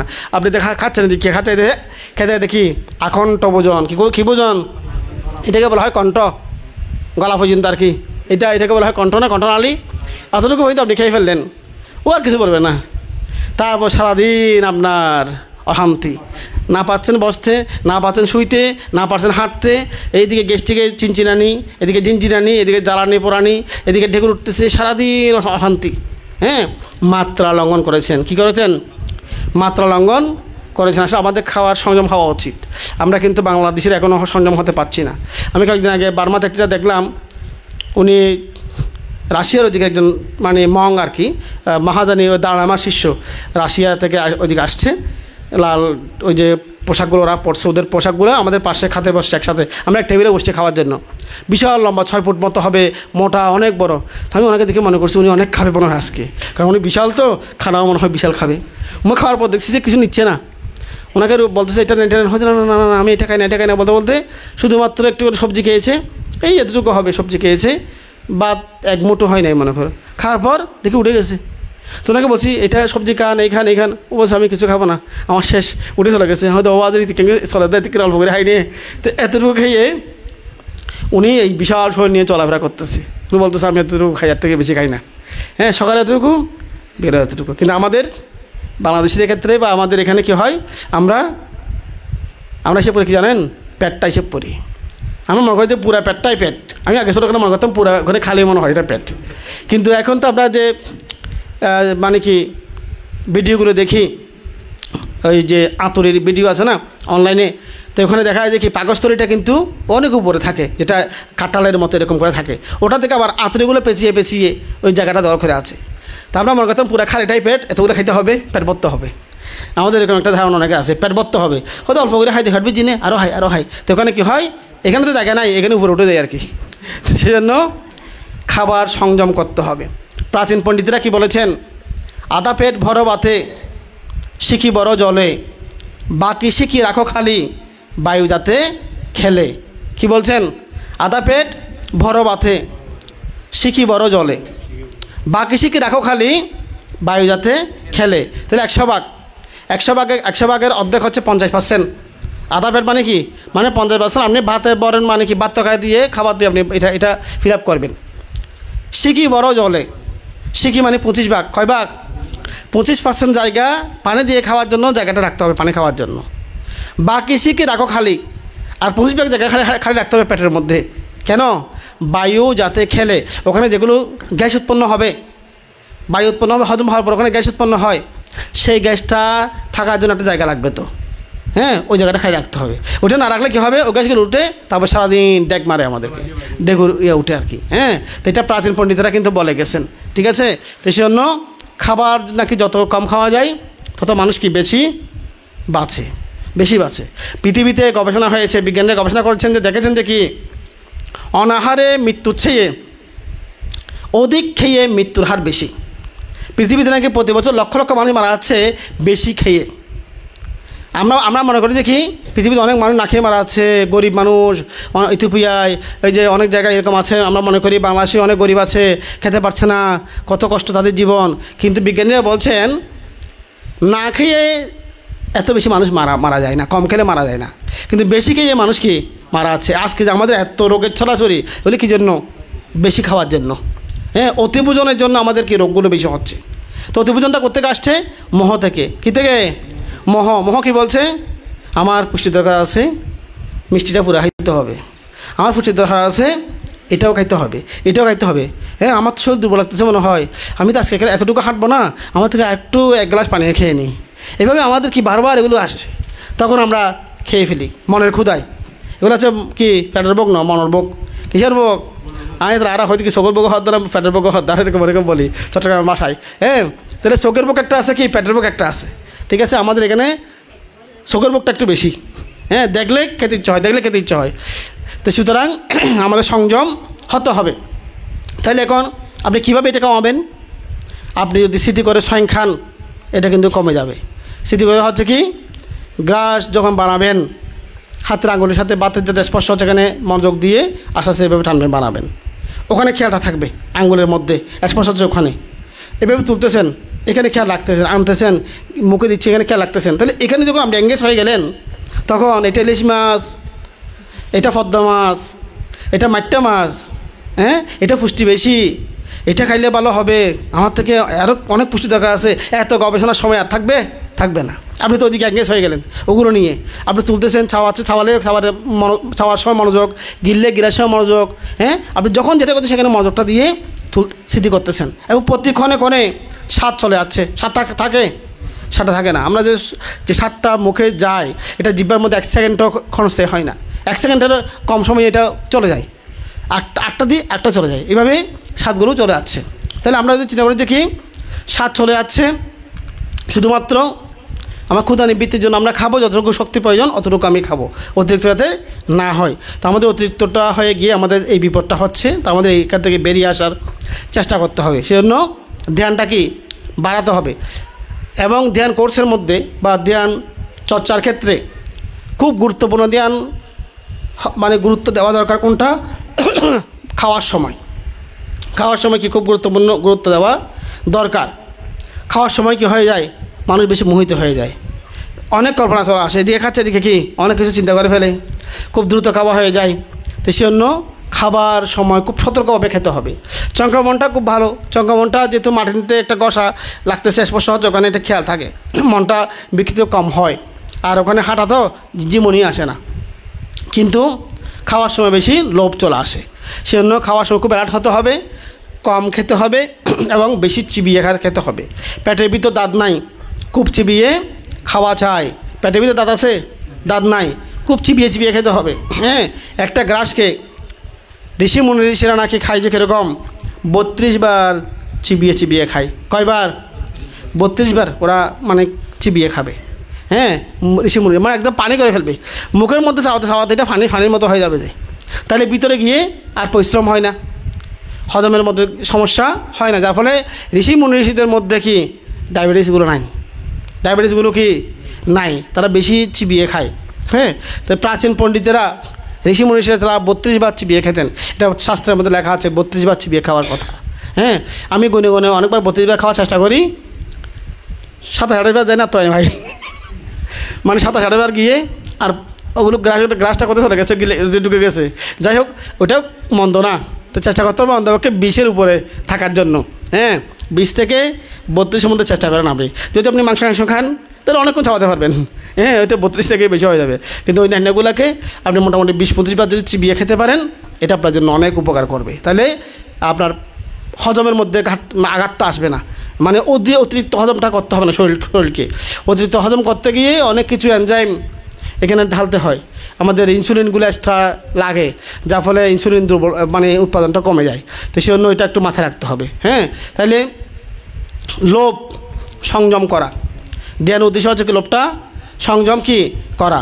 তাহলে আমরা আমাদের কি হচ্ছে তৃষ্ণা, যেটা আমাদের মানে কি বেদনা থাকলে মানে কি আমরা যদি সুখ বেদনা পাই খেতে ইচ্ছে হয়, আমি যদি যেটা খেয়ে আরাম লাগে স্বাদ লাগে তাহলে আমার থেকে কি লোভ আসে, লোভটা আপনার গাঢ় হয়ে যায়, এটা আজকে খেয়েছি কালকেও খাবো, অমুক দিনও খাবো, এটা মানে উপাদান করে ফেলে, এটা আবার কি কর্ম করে ফেলে আবার খেয়ে ফেলে।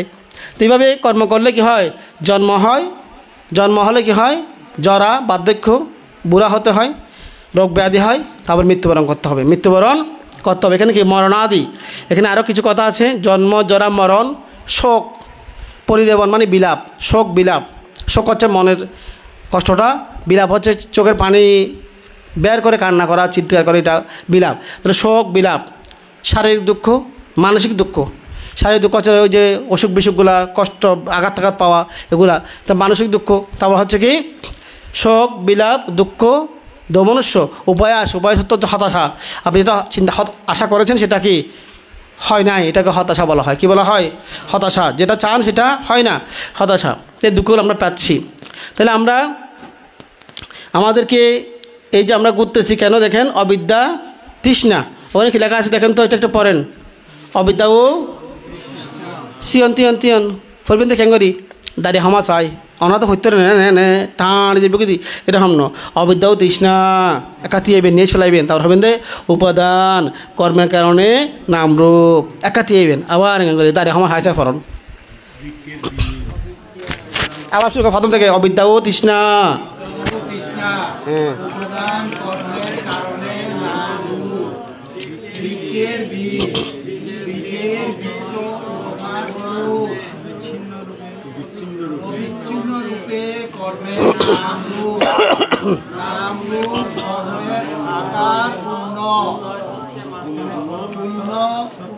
হচ্ছে মাত্র এখানে পরমাত্ম আত্মা অবিদ্যমান, অবিদ্যা অবশত নামের অবিচ্ছিন্ন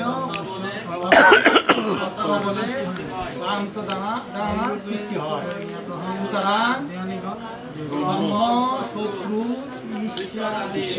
শত্রু শক্র শক্র শক্র ব্রহ্ম শক্র ঈশ্বরাদি দেহ মানুষ দেহ মানব সৃষ্টি হয়নি।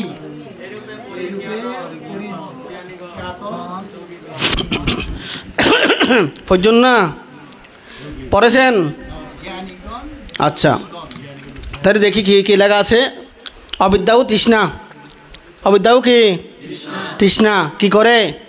উপাদান কর্মের কারণে নামরূপ বৃক্ষের বীজের বৃক্ষ উপমাস্বরূপ অবিচ্ছিন্ন রূপে কর্মের নামরূপের কর্ম আকারে পুনঃ পুনঃ উদয় হচ্ছে মাত্র।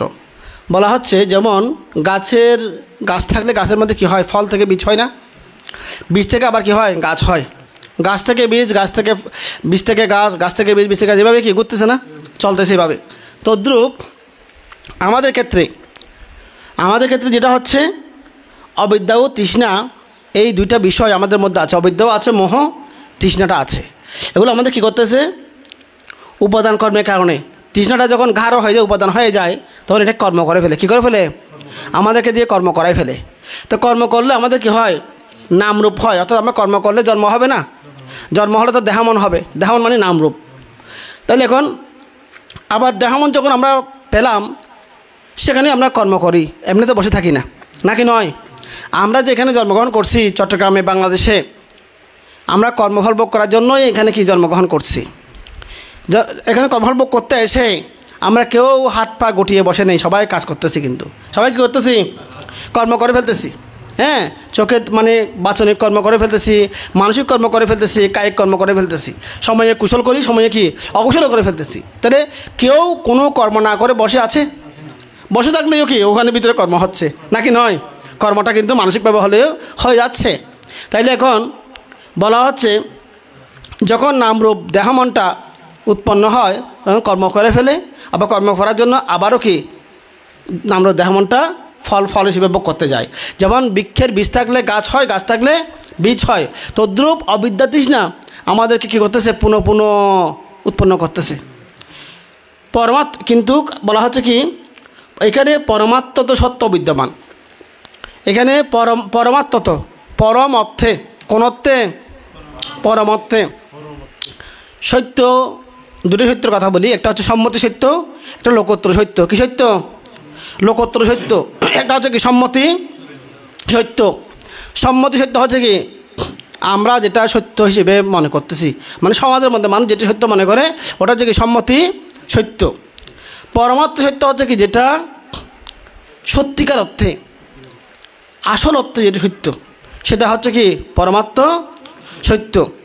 তা মানে পরমাত্ম। আরেকটা হচ্ছে সম্মতি।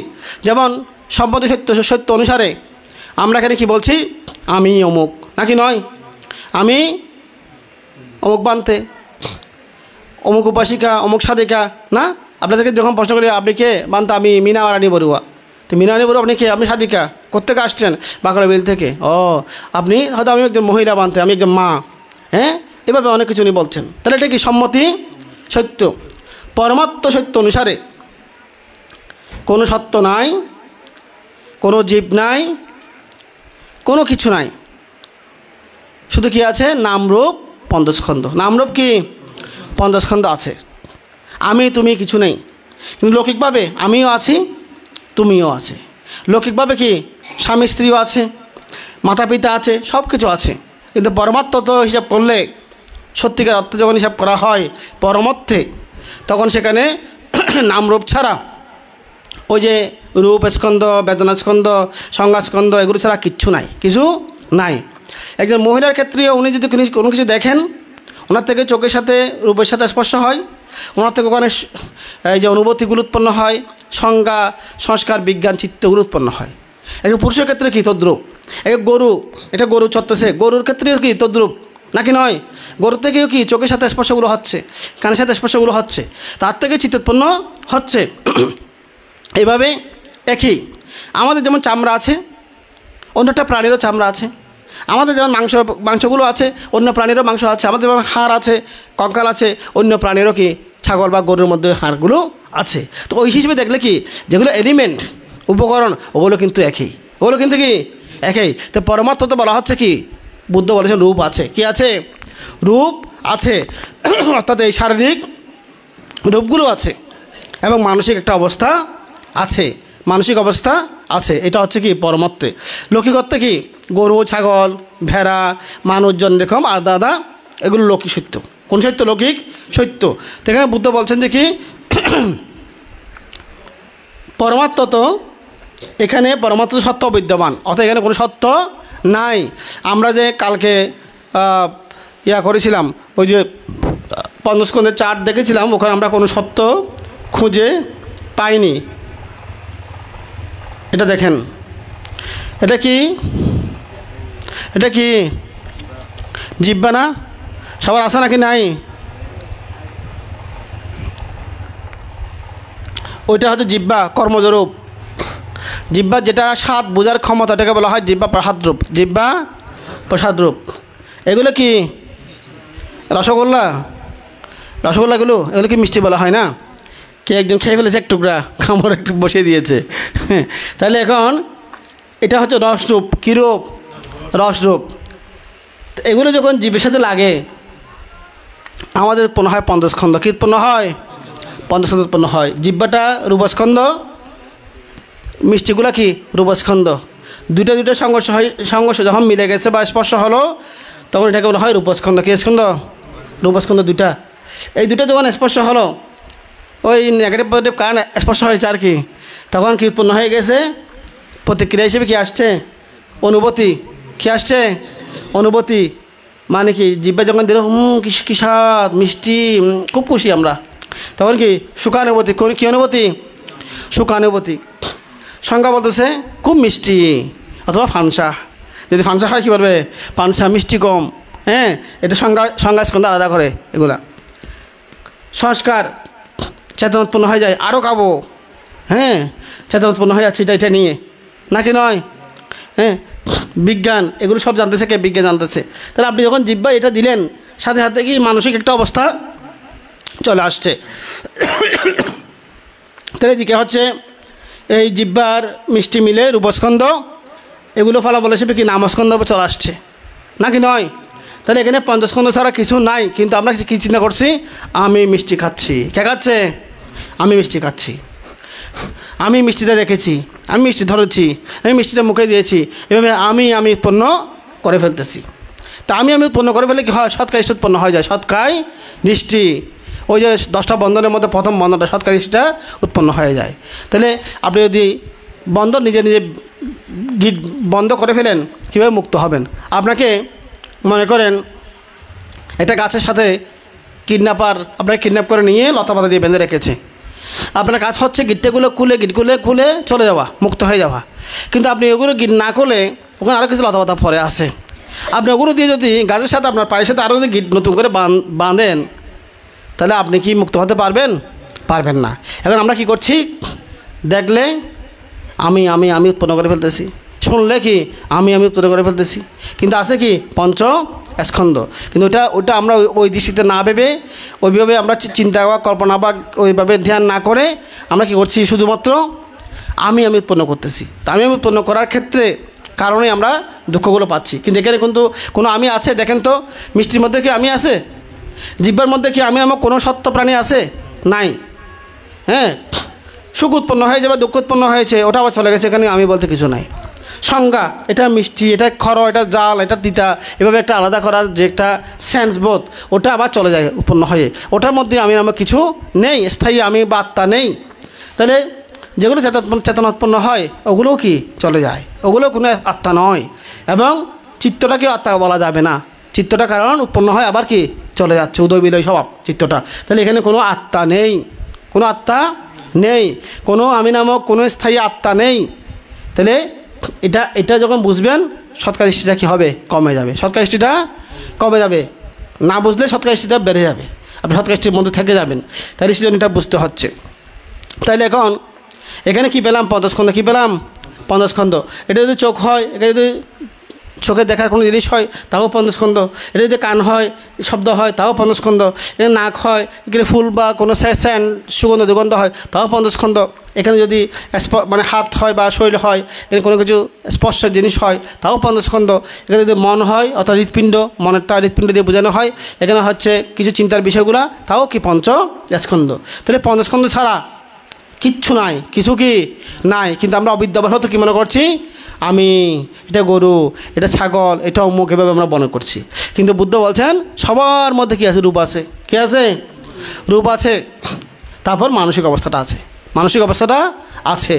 এগুলো ছাড়া আর কিছু নাই। এটাও আপনি বুঝবেন পরমার্থত, তখন কোনো সত্য প্রাণী জীব খুঁজে পাবেন না। কি খুঁজে পাবেন না? সত্য প্রাণী জীব খুঁজে পাওয়া যাবে না। কোন অর্থে? পরমার্থ অর্থে, পরমার্থ অর্থে।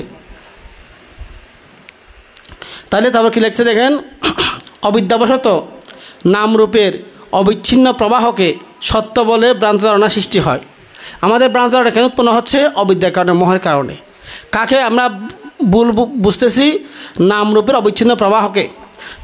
তাহলে আমাদের চোখ, কান, নাক, জিহ্বা, কায়, মন দিয়ে এত দ্রুত গতিতে এই নামরূপগুলো উৎপন্ন হয়ে যাচ্ছে, মানসিক অবস্থার উৎপন্ন হচ্ছে, শারীরিক ব্যবহারগুলো উৎপন্ন হচ্ছে, এত দ্রুত গতিতে আমরা আলাদা আলাদা করে ভাঙতে পারতেছি না, আলাদা আলাদা করে বুঝতে পারতেছি না বলেই আমাদের কি মনে হয়? একটা আমি। কয়টা আমি? আমার একটাই শরীর। আমার শরীর কয়টা? কোনো পরিবর্তন নাই এখানে, কোনো পরিবর্তন নাই। কালকে আমি চেহারা দেখছি, হয়তো আজ সাই কেন লাই ও হাত খালেও তো আজ এক কইয়া না দিয়ে নাই, পরিবর্তন নয়, পরিবর্তন হয় নাই। এই যে মানুষ বয়স্ক হয়ে যায়, মানুষ কিন্তু নিয়ে নিতে ধরতে পারে না, পারে না।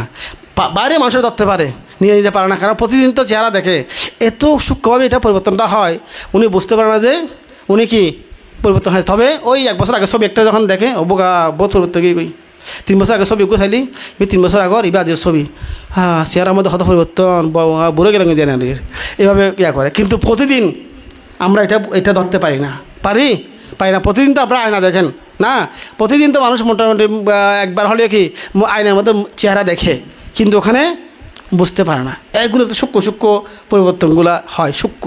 সেজন্য আমরা কি মনে করি? একটা আমি। কয়টা আমি? একটা আমি, একটাই শরীর। শরীরের মধ্যে কোনো পরিবর্তন তেমন নাই, হালকা বাহ্যিক পরিবর্তন হচ্ছে, হালকা বাহ্যিক হচ্ছে এরকম মনে করে। এবং ছোটোকালের সেই একদিনের বয়সের যে আমি বা 1 বছর বয়সের যে আমি, এখনের আমি সম্পূর্ণ এক, এরকম আমরা ভ্রান্ত ধারণা উৎপন্ন করে ফেলি। তাহলে বুদ্ধ দর্শন মতে সম্পূর্ণ এক নয়, সম্পূর্ণ ভিন্ন নয়, পরিবর্তিত প্রবাহ। পরিবর্তিত কি? পরিবর্তন হয় আমরা দাবিত হচ্ছি যে। তাহলে এটা হচ্ছে আমরা অবিদ্যার কারণে এই আমাদের দেহমনের প্রবাহকে আমরা আত্মা, সত্য জীব মনে করে ভ্রান্ত হয়ে বসে আছি, ভুল ধারণা নিয়ে বসে আছি। সেজন্য আমরা কি মনে করি? ঈশ্বর আছে, উনি বানিয়েছেন, এভাবে আমরা মনে করি। কিন্তু বুদ্ধ কি বলছেন? কোনো ব্রহ্মা শক্র, এটা হচ্ছে কি শক্র, এটা তার অভ্যাস ত যুক্ত র, তারপর কি ক যোগ হয়েছে কয়রাফলা, এটা কয়রাফলা, এটা উপরের দিকে, এই এটা হচ্ছে নিচের দিকে আছে, এটা বোঝা যাচ্ছে না আসলে, এটা প্রিন্টের মধ্যে বোঝা যাচ্ছে না। শক্র মানে দেবতা, শক্র মানে কি? দেবরাজ ইন্দ্র। দেবরাজ ইন্দ্রকে কী বলা হয়? শক্র বলা হয়। তাহলে কোনো ব্রহ্মাও এই জগৎ সংসার, এই জগৎ সৃষ্টি করে নাই, কোনো দেবরাজ ইন্দ্র শক্র সৃষ্টি করে নাই। ঈশ্বর এই দেব মানব সৃষ্টি করে নাই, জগৎ সংসার সৃষ্টি করে নাই। হ্যাঁ, এটা মানুষ মনে করে এরা করেছে, এরকম মনে করে বসে থাকে, তাদেরকে পূজা করে, নাকি নয়? ঈশ্বর হিসেবে পূজা করে। তাহলে দেব মনুষ্য তো সত্যগুণ সৃষ্টি হয়নি, সত্যগুণ সৃষ্টি হয়েছে কি? নিজ কর্মফলে, নিজ অবিদ্যা তৃষ্ণার কারণে কর্মফলে সত্যগুণ নিজের গুণ নিজে কষ্ট পাচ্ছে যে। তাহলে এভাবে পরীক্ষা তখন ধ্যানীগণ যোগীগণ আপনারা এইভাবে এটা মানে জ্ঞান করেন, এটা উপলব্ধি করেন, এটা বলছে। তাহলে এই চক্রের মধ্যে কী কী আছে দেখেন? 2 মূল কয়টা আছে? অবিদ্যা, তৃষ্ণা, 2টা মূল আছে এখানে, শিকড় 2টা। এটা এই চক্রটাকে যদি অর্ধেক ভাগ করি, এখানে অবিদ্যা মূলটা আমাদেরকে কি বেদনা পর্যন্ত নিয়ে আছে, বেদনা পর্যন্ত নিয়ে আছে। আবার যদি নতুন করে তৃষ্ণা মূল রোপণ করেন, আবার আপনাকে মরম পর্যন্ত যেতে হবে। এই অবিদ্যা মূলটা কিন্তু অতীত জন্মের, এটা আমাদের কিছু করার ছিল না, এটা অতীত জন্মের মন্ত্র থেকে হয়ে গেছে। এটা আমাদেরকে বর্তমানে কোথায় নিয়ে আসছে? আমাদের বর্তমানে কি সরায়তন আসার নাই? সবার সরায়তন আসার নাই? প্রতি মুহূর্তে স্পর্শ হচ্ছে কি না? সবার স্পর্শ হচ্ছে। প্রতি মুহূর্তে আমাদের কি অনুভূতিগুলো আসছে, হয় দুঃখ, নাহলে সুখ, নাহলে কি সুখ নয় দুঃখ, এরকম অবস্থা আমাদের আসছে। তাহলে এতটুকু তো আমরা সবাই আছি। যদি এখন আমরা ধ্যান না করি, সজাগ না হই, আমরা অবিদ্যা বশত থেকে যাই, তাহলে কী হবে? বেদনাটা তৃষ্ণা হয়ে যাবে। কী হয়ে যাবে? এটা বেদনা যখন তৃষ্ণা হয়ে যাবে, তখন তৃষ্ণা মূলটা, এই শিকড়টা আমাদেরকে কি উপাদান কর্ম এভাবে জন্ম জরা মরণের দিকে নিয়ে যাবে, মরণের দিকে নিয়ে যাবে। ঠিক আছে? তাহলে এটা একটা মূল, এটা একটা মূল। তাহলে ধ্যান কোথায় করতে হবে? ধ্যান করতে হবে বেদনা তৃষ্ণার ওখানে, বেদনার তৃষ্ণা এখানে ধ্যান করতে হয়। এখানে ধ্যান করলে আপনি বেদনা, আপনাদেরকে সুখ লাগতেছে, আপনি সুখের মধ্যে মনোযোগটা দেন। খেয়াল করেন সুখের মধ্যে মনোযোগ দিয়ে, সুখটা ক্ষণস্থায়ী দেখবেন যে কি সুখটা উৎপন্ন হয়ে চলে যাচ্ছে, থাকতেছে না। তখন আপনার থেকে কি সুখের প্রতি মোহ আসবে না, সুখের প্রতি লোভ আসবে না, একটা ব্যালেন্স চলে আসছে। আপনার থেকে গোসা আসছে, রাগ উৎপন্ন হয়ে গেছে, তখন আপনি ধ্যান করবেন কীভাবে? আপনার শরীরের মধ্যে কম্পন হচ্ছে, কম্পনের মধ্যে যান, হার্টবিট ওখানে খেয়াল করেন। আপনার রাগ উৎপন্ন হয়েছে, মাথার মধ্যে কীরকম লাগতেছে ওখানে খেয়াল করেন। এখানে যে মানে কি আপনার একটা অস্বস্তি লাগতেছে ওখানে ওখানে মনোযোগটা দেন।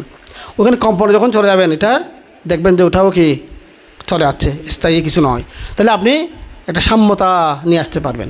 তাহলে এই ধ্যানটা করলে তৃষ্ণা উৎপন্ন হয় না। তৃষ্ণা উৎপন্ন কি হয় না। যেমন আপনারা স্বয়ং খাচ্ছেন, আমাদের বুদ্ধ বিধান দিয়েছেন স্বয়ং খেলে প্রত্যবেক্ষণ বলতে হয়, কাপড় পরলে প্রত্যবেক্ষণ করতে হয়। তাহলে কাপড়গুলো যখন আপনি স্মৃতি করে পরবেন, যেমন আপনারা যারা কাপড় পরেন, আপনারা স্মৃতি করে যদি কাপড় পরেন বাড়িতে, তৃষ্ণা উৎপন্ন হবে না। আপনি কাপড়টা নিলেন, হাতের মধ্যে স্পর্শ হলো, টানলেন, এটা পরতেছেন, ঘুরাচ্ছেন, এইভাবে গিট দিচ্ছেন, এভাবে আপনি খেয়ালটা করেন। তাহলে এটাই কাপড়, এটা এভাবে রাখবো, এতগুলো আপনার থেকে তৃষ্ণাগুলো আসবে না। জাস্ট লজ্জা নিবারণের জন্য, শীত গরম থেকে বাহার জন্য আমি এটা ব্যবহার করছি, ওই ধারণা রেখে আপনি অনুভূতিতে মন দিয়ে স্মৃতি করেন। হ্যাঁ, স্মৃতি করে কাপড়গুলো কি পরিধান করেন। আপনি খাচ্ছেন, আপনি গ্রাস নিতে তুলতে গিলতে সবসময় খেয়াল রেখে রেখে আপনি সোয়াইনটা খান, পানীয় পান করেন, তাহলে আপনার তৃষ্ণা উৎপন্ন হবে না। আর আপনি যদি ধ্যান না করে সোয়াইন খান, ভাত খান, পানীয় পান করেন, কাপড় পরেন, বাসায় থাকেন, তাহলে কী হবে? প্রতি মুহূর্তে মুহূর্তে আপনার তৃষ্ণা উৎপন্ন হয়ে যাচ্ছে। কী উৎপন্ন হয়ে যাচ্ছে? লোভ উৎপন্ন হয়ে যাচ্ছে, মোহ উৎপন্ন হয়ে যাচ্ছে, তৃষ্ণা উৎপন্ন হয়ে যাচ্ছে, নাকি নয়? তাহলে এই লোভ দেশ মোহগুলো আপনাকে পুনর্জন্ম দেবে, পুনঃ কষ্ট দেবে। তাহলে পুনর্জন্ম কষ্ট থেকে মুক্ত হতে হলে আপনাকে একটা জ্ঞানমূলক জীবনযাপন করতে হবে, সজাগ জীবনযাপন করতে হবে, যে পরিমিত জীবনযাপন, পরিমিত আহার করা, পরিমিত কাপড় পরা, এবং সেটাকে নির্লোভ চিত্তে ব্যবহার করতে হবে। কোন চিত্তে? নির্লোভ চিত্তে। লোভ চিত্তে কিছু করা যাবে না, নির্লোভ চিত্তে করতে হবে। জাস্ট মানে কি ভাড়াটিয়ার মতো। কিসের মতো? ভাড়াটিয়ারা কি ভাড়া দিয়ে থাকে, ঠিক আছে, কিন্তু সেই বিল্ডিং মজবুত থাকুক সেটা তারা চিন্তা করে না। সেই বিল্ডিংয়ে রং করবে, ডিজাইন করবে, এগুলো কি চিন্তা করে না। সে শুধুমাত্র কি ওখানে থাকতে পারলে হলো, সে বেতন দিয়ে মানে ভাড়া দেবে, শুধু ঝড় বৃষ্টি থেকে রক্ষা পেলে হলো, কোনো রকম থাকতে পারলে হলো। তো ও কিন্তু একজন মালিক চিন্তা করে এটা আমার বিল্ডিং, এটা আমি সুন্দর করবো, একটু দাগ লাগে মালিকের কিন্তু খুব ব্যথা লাগে, নাকি নয়? হ্যাঁ, বাটি এরা মনে করে রুমের ভিতরে ওখানে ওদের বাচ্চারা কী করছে, সিলেটের মধ্যে নালেকে দেওয়ালে লিখে ফেলছে। এখন তো বাচ্চারা এরকম করে না, ওখানে লিখে ফেলে। তখন জমিদার এসে, হ্যাঁ তোরা ফলো সিলেট কিনে দিন না ভারো, হাতা কিনে দিন না ভারো, এবার হাতা না এত আর ওয়াল আমার দিন কি লাহাই ওদের হয়তো আর ফলে কেন বড় ফ্লেট ফাইয়ে রেখে রেখে। তাহলে উনি বলতেছে কি আমি বাজার থেকে দামি রং দিয়ে রং করেছিলাম, আপনারা তো এটা বরবাদ করে দিয়েছেন। আপনারা বলতেছেন এখন চলে যাবেন, 1 মাস পরে নতুন বাড়িটি আসবে, ওরা কী বলবে? আমাদেরকে আবার রং করতে হবে না, নাকি নয়? তাহলে বাড়িটি যারা মালিক তাদের একটু করে যদিও লাগে এটা অন্তরে খুব ব্যথা হয়, নাকি নয়? হ্যাঁ, যখন আপনি মালিক হয়ে যান, মনে আপনার থেকে একটা সুন্দর কাপড় আছে, আপনি বলছেন কি এটা আমার কাপড়, আমি মালিক, এটা মুখে বলতে হয় না, এটা তেমনিতে উপলব্ধিতে আসে।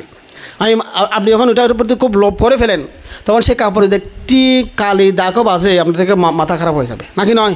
হ্যাঁ, এটা তো ইয়া হয়ে গেছে, খুব খারাপ লাগবে, দুঃখ লাগবে আপনার। কেন? আপনি মালিক হয়ে গেছেন। আপনি ভাড়াটিয়ার মধ্যে থাকতে পারলে তখন আপনার থেকে অত কষ্টগুলো হবে না। হ্যাঁ, তাহলে আমাদের কি ভাড়াটিয়ার মতো জীবনযাপন করতে হবে, বুঝছেন? তো ভাড়াটিয়ার মতো জীবনযাপন করতে পারবেন? এখানে ভাড়াটিয়া কেউ আছেন নাকি সবাই মালিক আছেন?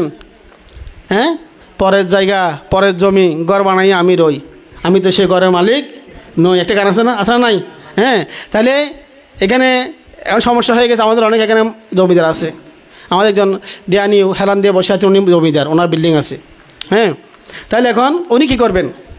যে অনেকে বলবে বান্ধব আমি তো জায়গা কিনে ফেলেছি, একটা ফ্ল্যাট করেছি, বা একটা আমি ঘর জোরন দিয়ে ফেলেছি, বিল্ডিং করে ফেলেছি, বানতে আমি তো এখন জমিদার হয়ে গেছি, কী করবো বানতে? হ্যাঁ, তাহলে জমিদার হলেও ভাড়াটিয়ার মতো অভিনয় করতে হবে আর কি, ভাড়াটিয়ার মতো থাকতে হবে। কারণ এখানে সবাই জমিদার, এখানে বিল্ডিং থাকুক না থাকুক প্রত্যেকের তো নিজস্ব একটা জায়গা আছে, আসলে নাই? আছে। এবং বিল্ডিং না থাকলে কাঁচা ঘর হলে একটা আছে, নির্দিষ্ট ঘর আছে। তো সুতরাং যাতে ওইটা আমার ঘর আমার বাড়ি ওভাবে তৃষ্ণা করে থাকবেন না, যত বয়স হবে তত কি ছেড়ে দিতে হবে, হালকা হালকা করে ফেলতে হবে। এখন তো এভাবে ধরে আছেন, ছোটোকাল থেকে এভাবে ধরে আছেন, যত বয়স হবে তত কি আস্তে আস্তে ছেড়ে দিতে হবে। কারণ এদিকে জম টানতেছে, এক হাত জম নিয়ে ফেলছে, জম মৃত্যুরাজ নিয়ে টানতেছে, মানে চলে আসেন সহানে, আপনার জন্য চুলা রেডি হয়ে গেছে, আপনি এদিকে ধরে আসেন আর গড় আর ফুয়া নাতিপতি, হ্যাঁ হস্য স্বর্ণ স্বর্ণ মণিমাণিক্য হীরা জহরত টিয়া বসে ধরলে কি এঙ্গরি, তাহলে কি টানানি হয়ে যাবে না? কী করতে হবে? ছেড়ে দিতে হবে, ছেড়ে দিতে হবে। সেজন্য প্রাকৃতিকভাবে যেটা নিয়ম, যখন মানুষ বয়স হয়ে যায় সংসার দায়িত্ব কর্তব্য কি ফুজিয়ের উপর দিয়ে ফেলে না, না ওদেরকে দিয়ে ওরা কি ইয়া মানে কি ধর্মপথে চলে আসে। যেমন আমাদের এখানে যারা ধ্যান করছে আসে, বয়স্করা আসে, কেন আসে?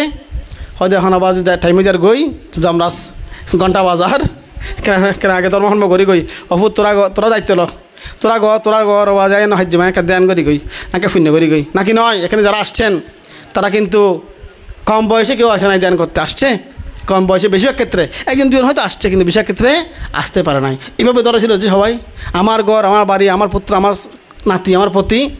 এখন যখন বয়স হচ্ছে, ব্যায়াম শুরু হয়ে গেছে, কষ্ট শুরু হয়ে গেছে, আস্তে আস্তে ছেড়ে দিচ্ছে। তারপরে কিছু কিছু উপাসকেরা নাতির মায়াটা ছাড়তে পারে, নাতির মায়াটা কীভাবে ধরে রেখে দেয়, ওইটা হচ্ছে বাস্তবতা, নাকি নয়? নাতির মায়াটা কিন্তু খুব করা নাতির মায়াটা, হ্যাঁ ছাড়তে পারে না। এখানে অনেকে দেন আসতে ঠিক আছে, মন পড়ে আছে কোথায় নাতির ওখানে দেন সব বন্ধ করে বসে, হ্যাঁ আর নাতি ঠিকমতো হার নাকি জানি ওবো কার নাতি রে আর ফুতোর বউয়ে ঠিকমতো দেন নাকি জানি, হ্যাঁ তাইলি হত খোঁজ করে লইতাম নাতি ফুতি, এভাবে কল্পনা এগুলোও বাসে, ঠিক আছে? তো যে মৃত্যুর সময় যদি নাতি করেন, মৃত্যুর পর দূরে যেতে পারবেন না, ওখানে নাতির কাছে ফিরে আসতে হবে, মানুষ হিসেবে নয়।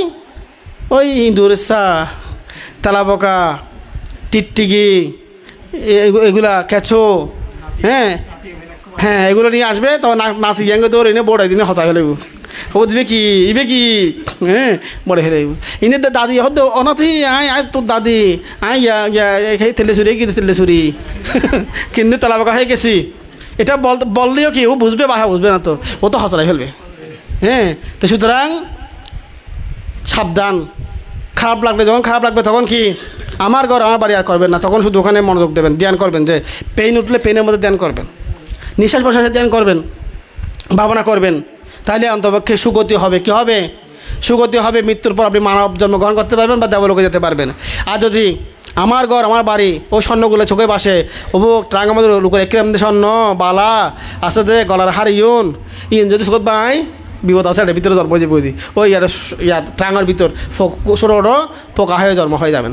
কাপড়ের চিন্তা যদি কাপড়গুলো যদি মনে পড়ে যায় আপনার স্বাদের সেই কাপড়গুলা, আপনি ওখানে পোকা হয়ে যাবেন। আমাদের বুদ্ধ সময়কালে তিস্যবান্তে একটা রং কাপড় কাঁসাই বস্ত্র বানিয়েছিলেন, উনি পাওয়ানা পরিবেশ পরবেন রেখে দিয়েছেন, কিন্তু ওনার থেকে বদহজমের কারণে উনি খুব পেইন শুরু হয়ে গেছে, খারাপ লাগতেছে, মারা যাচ্ছে, তখন ওনার থেকে চোখে বাঁচতেছে কোনটা? ওই কাপড়টা, ওই যে কাপড়টা পরবে বলছে আমি এটা পরবো, খুব সুন্দর হয়েছে, খুব মোলায়েম নতুন উন্নত, এটা আমি পরবো, খুব মানাবে আমাকে, ওই তৃষ্ণাগুলো উৎপন্ন হয়ে গেছে, শীতচিত্তগুলো উৎপন্ন হয়ে গেছে।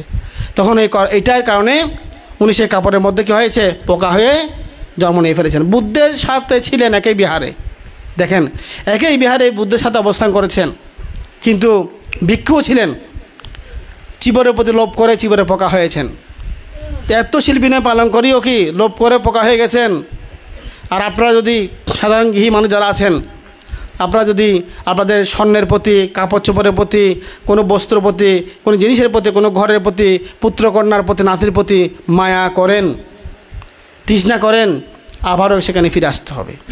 তাই বলে আপনারা মৈত্রীটা করবেন সেরকম না, মৈত্রীটা করতে হবে, সবার প্রতি মৈত্রী থাকতে মায়া থাকতে হবে, কিন্তু তৃষ্ণা যাতে না হয়। কর্তব্য করবেন, আমি বয়সে বড়, আমি দাদি দাদু, আমার কর্তব্য আছে তাদেরকে দেখাশোনা করা, তাদের মঙ্গল কামনা করা, ওটুকু। কিন্তু শুধু ওইগুলো নিয়ে পড়ে থাকলে হবে না, নিজের পরমাত্মাও চিন্তা করতে হবে, নিজের পরমাত্ম চিন্তা করতে হবে। সেজন্য কোনো কিছুকে এইভাবে ধরে রাখবেন না, ধরে রাখবেন কষ্ট পাবেন, পুড়ে যাবেন। আগুন, তৃষ্ণাটা হচ্ছে আগুনের মতো, আগুনকে যদি এভাবে ধরে রাখে মুঠের মধ্যে, যত বেশিক্ষণ রাখবেন তত বেশিক্ষণ কি পুড়ে যাবেন। যে সুতরাং ভাড়াটিয়ার মধ্যে থাকতে হবে, কার মতো? ভাড়াটিয়ার মতো, ঠিক আছে? আপনাদের প্রতি কি একটা মায়া আছে না? আছে না নাই? আমরা আপনাদেরকে স্নেহ করি, তো স্নেহ করি, আশীর্বাদ করি, আপনাদের মঙ্গল কামনা আমরা করি, কিন্তু তাই বলে আমরা আপনাদেরকে তৃষ্ণা চেতনা নিয়ে ধরে রাখবো না, এটা রাখলে কি আমার ক্ষতি হবে। তদ্রূপ আপনারাও আমাদের প্রতি কর্তব্য জ্ঞান করবেন যে ভান্তের আমাদের ধর্মগুরু, আমরা দান ধর্ম করবো, ভান্তের মঙ্গল কামনা আমরা চাইবো, কিন্তু তৃষ্ণা চিত্ত নিয়ে নয়। ঠিক আছে, ভাড়াটিয়ার মতো থাকতে হবে।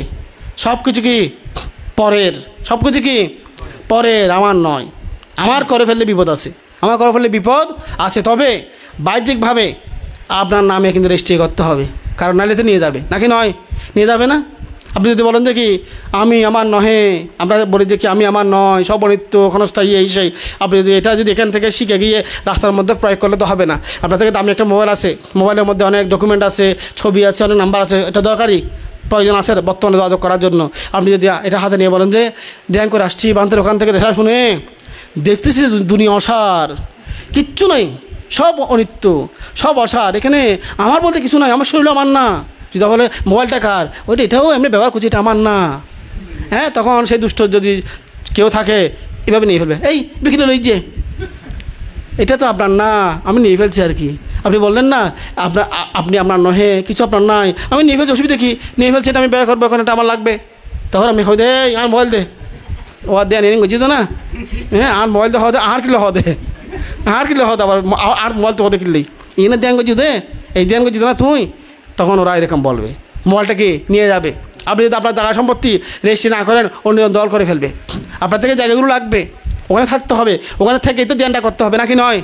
আজকে এই জায়গাটা কুটিরে দান করেছে বলেই, কুটিরের নাম এটা লিখিত আছে বলেই এখানে আপনারা দান করতে পারছেন। এটা যদি কুটিরের নামে লিখিত না হতো, দান না করতো, এখানে যদি অন্য জায়গায় অন্য মানুষের যদি খেতি খামার করতো, আমাকে ধ্যান করতে পারতাম না। আপনাদের বাসায় ঘরের মধ্যে চঙ্কমন করবেন, সময় বসে ধ্যান করবেন, সময়ে বই পড়বেন, তুমি বই পড়বেন, তাহলে আপনার ঘরটা লাগবে, তো ঘরটা কি লাগবে, তাহলে ঘরটা আপনার নামে নামজারি করতে হবে। তো এটা হচ্ছে কি দেশের আইন অনুযায়ী আপনাকে করতে হচ্ছে, কিন্তু মনে থাকতে হবে যে কি এটা আপনি আমার নামে নামজারি করছে, ঠিক আছে, কিন্তু আমার শরীর আমার কথা শোনে না, আমি আমার শরীরকে নিয়ন্ত্রণ করতে পারতেছি না, এটা কীভাবে নিয়ন্ত্রণ করব? বাহ্যিকভাবে আমি দেখাবো যে সব আমার, কিন্তু ভিতরে আমি আমার নয়। ভিতরে কি আমি বলতেও কিছু নয়, আমার বলতেও আমার কীভাবে দাবি করবো? এতে থাকবে কোথায়? ভিতরে থাকবে। এটা পরমাত্ম সত্য। কোন সত্য? পরমাত্ম সত্য। কিন্তু আমরা আছি কোথায়? লৌকিকে। আমরা লৌকিক জগতের মধ্যে আছি। আমরা এখানে গিয়ে পরমাত্ম কথা বললে হবে না, ফিল্ডে গিয়ে আমরা শুধু এখানে এগুলো এই সাদা পর্দার ভিতরে বলতেছি কথাগুলা। কোথায়? সাদা পর্দার ভিতরে বলতেছি কথাগুলা। এগুলা আপনি ফিল্ডে গিয়ে প্রয়োগ করলে হবে না। আপনি যদি ফিল্ডে যান, গ্রামে যান, মানুষের মাঝে গিয়ে যদি পরমাত্ম কথা বলেন, মানুষ পাগল ডাকবে আপনাকে। কী ডাকবে? পাগল ডাকবে। লোকটা পাগল হয়ে গেছে। হ্যাঁ, মানুষ ধ্যান করে নাকি ভালো হয়, ও তো পাগল হয়ে গেছে, এরকম একটা দুর্নাম হয়ে যাবে। ওরা পাপের বাগি হবে। তাহলে আপনি যদি আপনার এই যে সমাজ জীবনে গিয়ে আমার জমি আমার সম্পত্তি দাবি না করেন, ওরা তো নিয়ে ফেলবে, দল করে ফেলবে। আপনি কোথায় খাবেন, কীভাবে চলবেন, সেই জন্য ওখানে কিন্তু কড়াগন্ডা হিসেবটা নিতে হবে। ওখানে কি লৌকিক, আপনি যখন ওখানে যাবেন তখন লৌকিক, তো যদি হয় ধ্যান করে সে ধরনের জাগার লাগে কিসব করো, হয়তো ধ্যানোর জাগাত, এটা একটা ফরমাত্ম, এটা ভিতরে তুমি আসো, তুমি করতে পারবে। কিন্তু এখানে তুমি যেমন লৌকিক, আমিও লৌকিক। হ্যাঁ, ধ্যান হলে তুমিও ধ্যানে বসো, আমিও বসবো, তখন দুজনের মধ্যে কথা হবে যে তুমি এমনি কি হয়তো গামছা বেঁধে কোমরের মধ্যে শক্ত করে রাগও চিত্ত নিয়ে বসবে, আমি এখানে ধ্যানে তোমাকে এটা করবে, এটা তো হবে না। হ্যাঁ, তাহলে ধ্যানটা হচ্ছে কি, এটা পরমাত্ম সত্য। এটা আমরা আমাদের দুঃখমুক্তির চেষ্টা করবো, ঠিক আছে, কিন্তু বাহ্যিক সামাজিকতা আমাকে রক্ষা করতে হবে। আপনি এখান থেকে যদি গিয়ে মনে করেন আপনার এখান থেকে বাসায় চলে গেলেন, গিয়ে এখন ধ্যানে বসছেন, ধ্যানটা করতে হবে, সকাল বিকাল করতে হবে, ঠিক আছে। আপনি সকাল বিকাল করার পরে আপনি চিন্তা করলেন যে কি আমি আর একটু বেশি করবো, আপনি বসে আছেন, এখন গর্ব আসছে আপনাদের বাড়িতে, অতিথি আসছে, অতিথি এসে আপনাদের বাড়িতে ঢুকলো, এখন বসে আসছে, আপনি ধ্যান থেকে উঠতেছেন না, ওরা কথা বলতেছে, আপনার কানে আসতেছে, আপনি উঠতেছেন না। হ্যাঁ, তখন বসে অতিথি কী করলো, এগুলা মানে সিগন্যাল দিচ্ছে আর কি, মানে আইসি অনেকে উড়ন না, অনেকে হতাশিল, অনেক কিন্তু এবার গভীর দিয়ান দেখন দিবে রে নুডন। হ্যাঁ, না ফরমাত্ম জিমটা দিয়ান, ধ্যান জিম না তো ফরমাত্ম লাগে দে, ও আয়োগ্য অতিথি দরকার না এতুন ধ্যান নিয়ে এসলো ধ্যান জিম বই দেখুন। তো অতিথি হবো তো সহসাই, আমি এতদিন পর আসলাম, উনি আমাকে তো গুরুত্ব দিচ্ছেন না, নাকি নয়? গুরুত্ব দিচ্ছে না। তো অতিথি আসলে অতিথির প্রতি ব্রতকর্মটা করতে হয়। আমাদের বান্তাদেরও আছে, কোনো গর্ভবান্তা আসলে ওনাকে ব্রতকর্ম করতে হবে, ওনাকে আনতে হবে, বাড়াতে হবে, পানি দিতে হবে, ওনার ভালো মন্দ কোষ দিতে হবে। এটা হচ্ছে কি সামাজিকতা, এটা করতে হয়। বুদ্ধের সময়কালে এটা ছিল, বুদ্ধ এটা করতে বলেছেন। আপনার থেকে অতিথি আসছে, আপনি ধ্যান থেকে উঠে ওনাকে চা পানি দিতে হবে। যদি অন্য কেউ না থাকে। যদি আপনার থেকে অন্য কেউ আছে বাড়িতে ওরা করতেছে, তাহলে আপনি বসেন কিছুক্ষণ, তারপরেও আপনি সময় উঠে ওর সাথে একটু কুশল বিনিময় করতে হবে। নাহলে কিন্তু উনি বলবে যে কি এই মানুষটা ধ্যান করে অহংকারী হয়ে গিয়েছে, না অহংকারী হয়ে গিয়েছে, আমাদেরকে পাত্তা দিচ্ছে না। উনি আপনার দুর্নাম করে বেড়াবে, আপনার ক্ষতি করার চেষ্টা করবে, আপনার প্রতি রাগচিত্ত উৎপন্ন করে ফেলবে। তাহলে উনি যদি আপনার প্রতি রাগচিত্ত উৎপন্ন করে, ওনার ক্ষতি হবে না, পাপ হবে না? পাপ হয়ে যাবে। তো সেজন্য ধ্যানটা আপনি করবেন স্থানকাল পাত্র ভেদে, স্থান কাল পাত্র ভেদে। ভোরে করবেন, রাত্রে করবেন, মানুষজন নাই, ডিস্টার্ব নাই, হয়ে গেছে। দিনে করতেছেন করেন, অসুবিধা নাই, মানুষ আসছে তখন উঠে যান, কথাবার্তা বলুন, চলে গেছে, আবার ধ্যান করেন। আপনি হাঁটার সময় খেয়াল রাখেন পায়ের নিচে, ধ্যান করেন। আপনি কাপড় চোপড় ধুতেছেন, ওখানে ধ্যান করেন। রান্নাবান্না করতেছেন, ওখানে ধ্যান করেন। মানুষ দেখতেছে না, মানুষ দেখতেছে কি কাজ করতেছেন, কিন্তু ভিতরে ধ্যানটা হয়ে যাচ্ছে। কিন্তু সামাজিকতাটা রক্ষা করতে হবে, যাতে আমরা কেউ ধ্যানের উশিলা নিয়ে, ধ্যানের মানে একটা ধ্যানকে শো করে, যাতে কেউ আমরা কোনো অহংকারী কার্যক্রম না করি। ধ্যান করলে মানুষ কি হয়, সাধারণ হয়ে যায়, একদম মাটির মানুষ হয়ে যায়। ধ্যান যত বেশি করবে তত মাটির মানুষ হয়ে যাবে, যে অহংবোধটা থাকবে না, কমে যাবে, যে তাহলে ধ্যানটা ভালো হচ্ছে। যার অহংবোধ বেড়ে যাবে, অহংকার বেড়ে যাবে, তার ধ্যানটা ভালো হচ্ছে না। শুধু কোষ গণলে হবে না, দিন গণলে হবে না, এটা অনুশীলনের মধ্যে ডেভেলপ হতে হবে।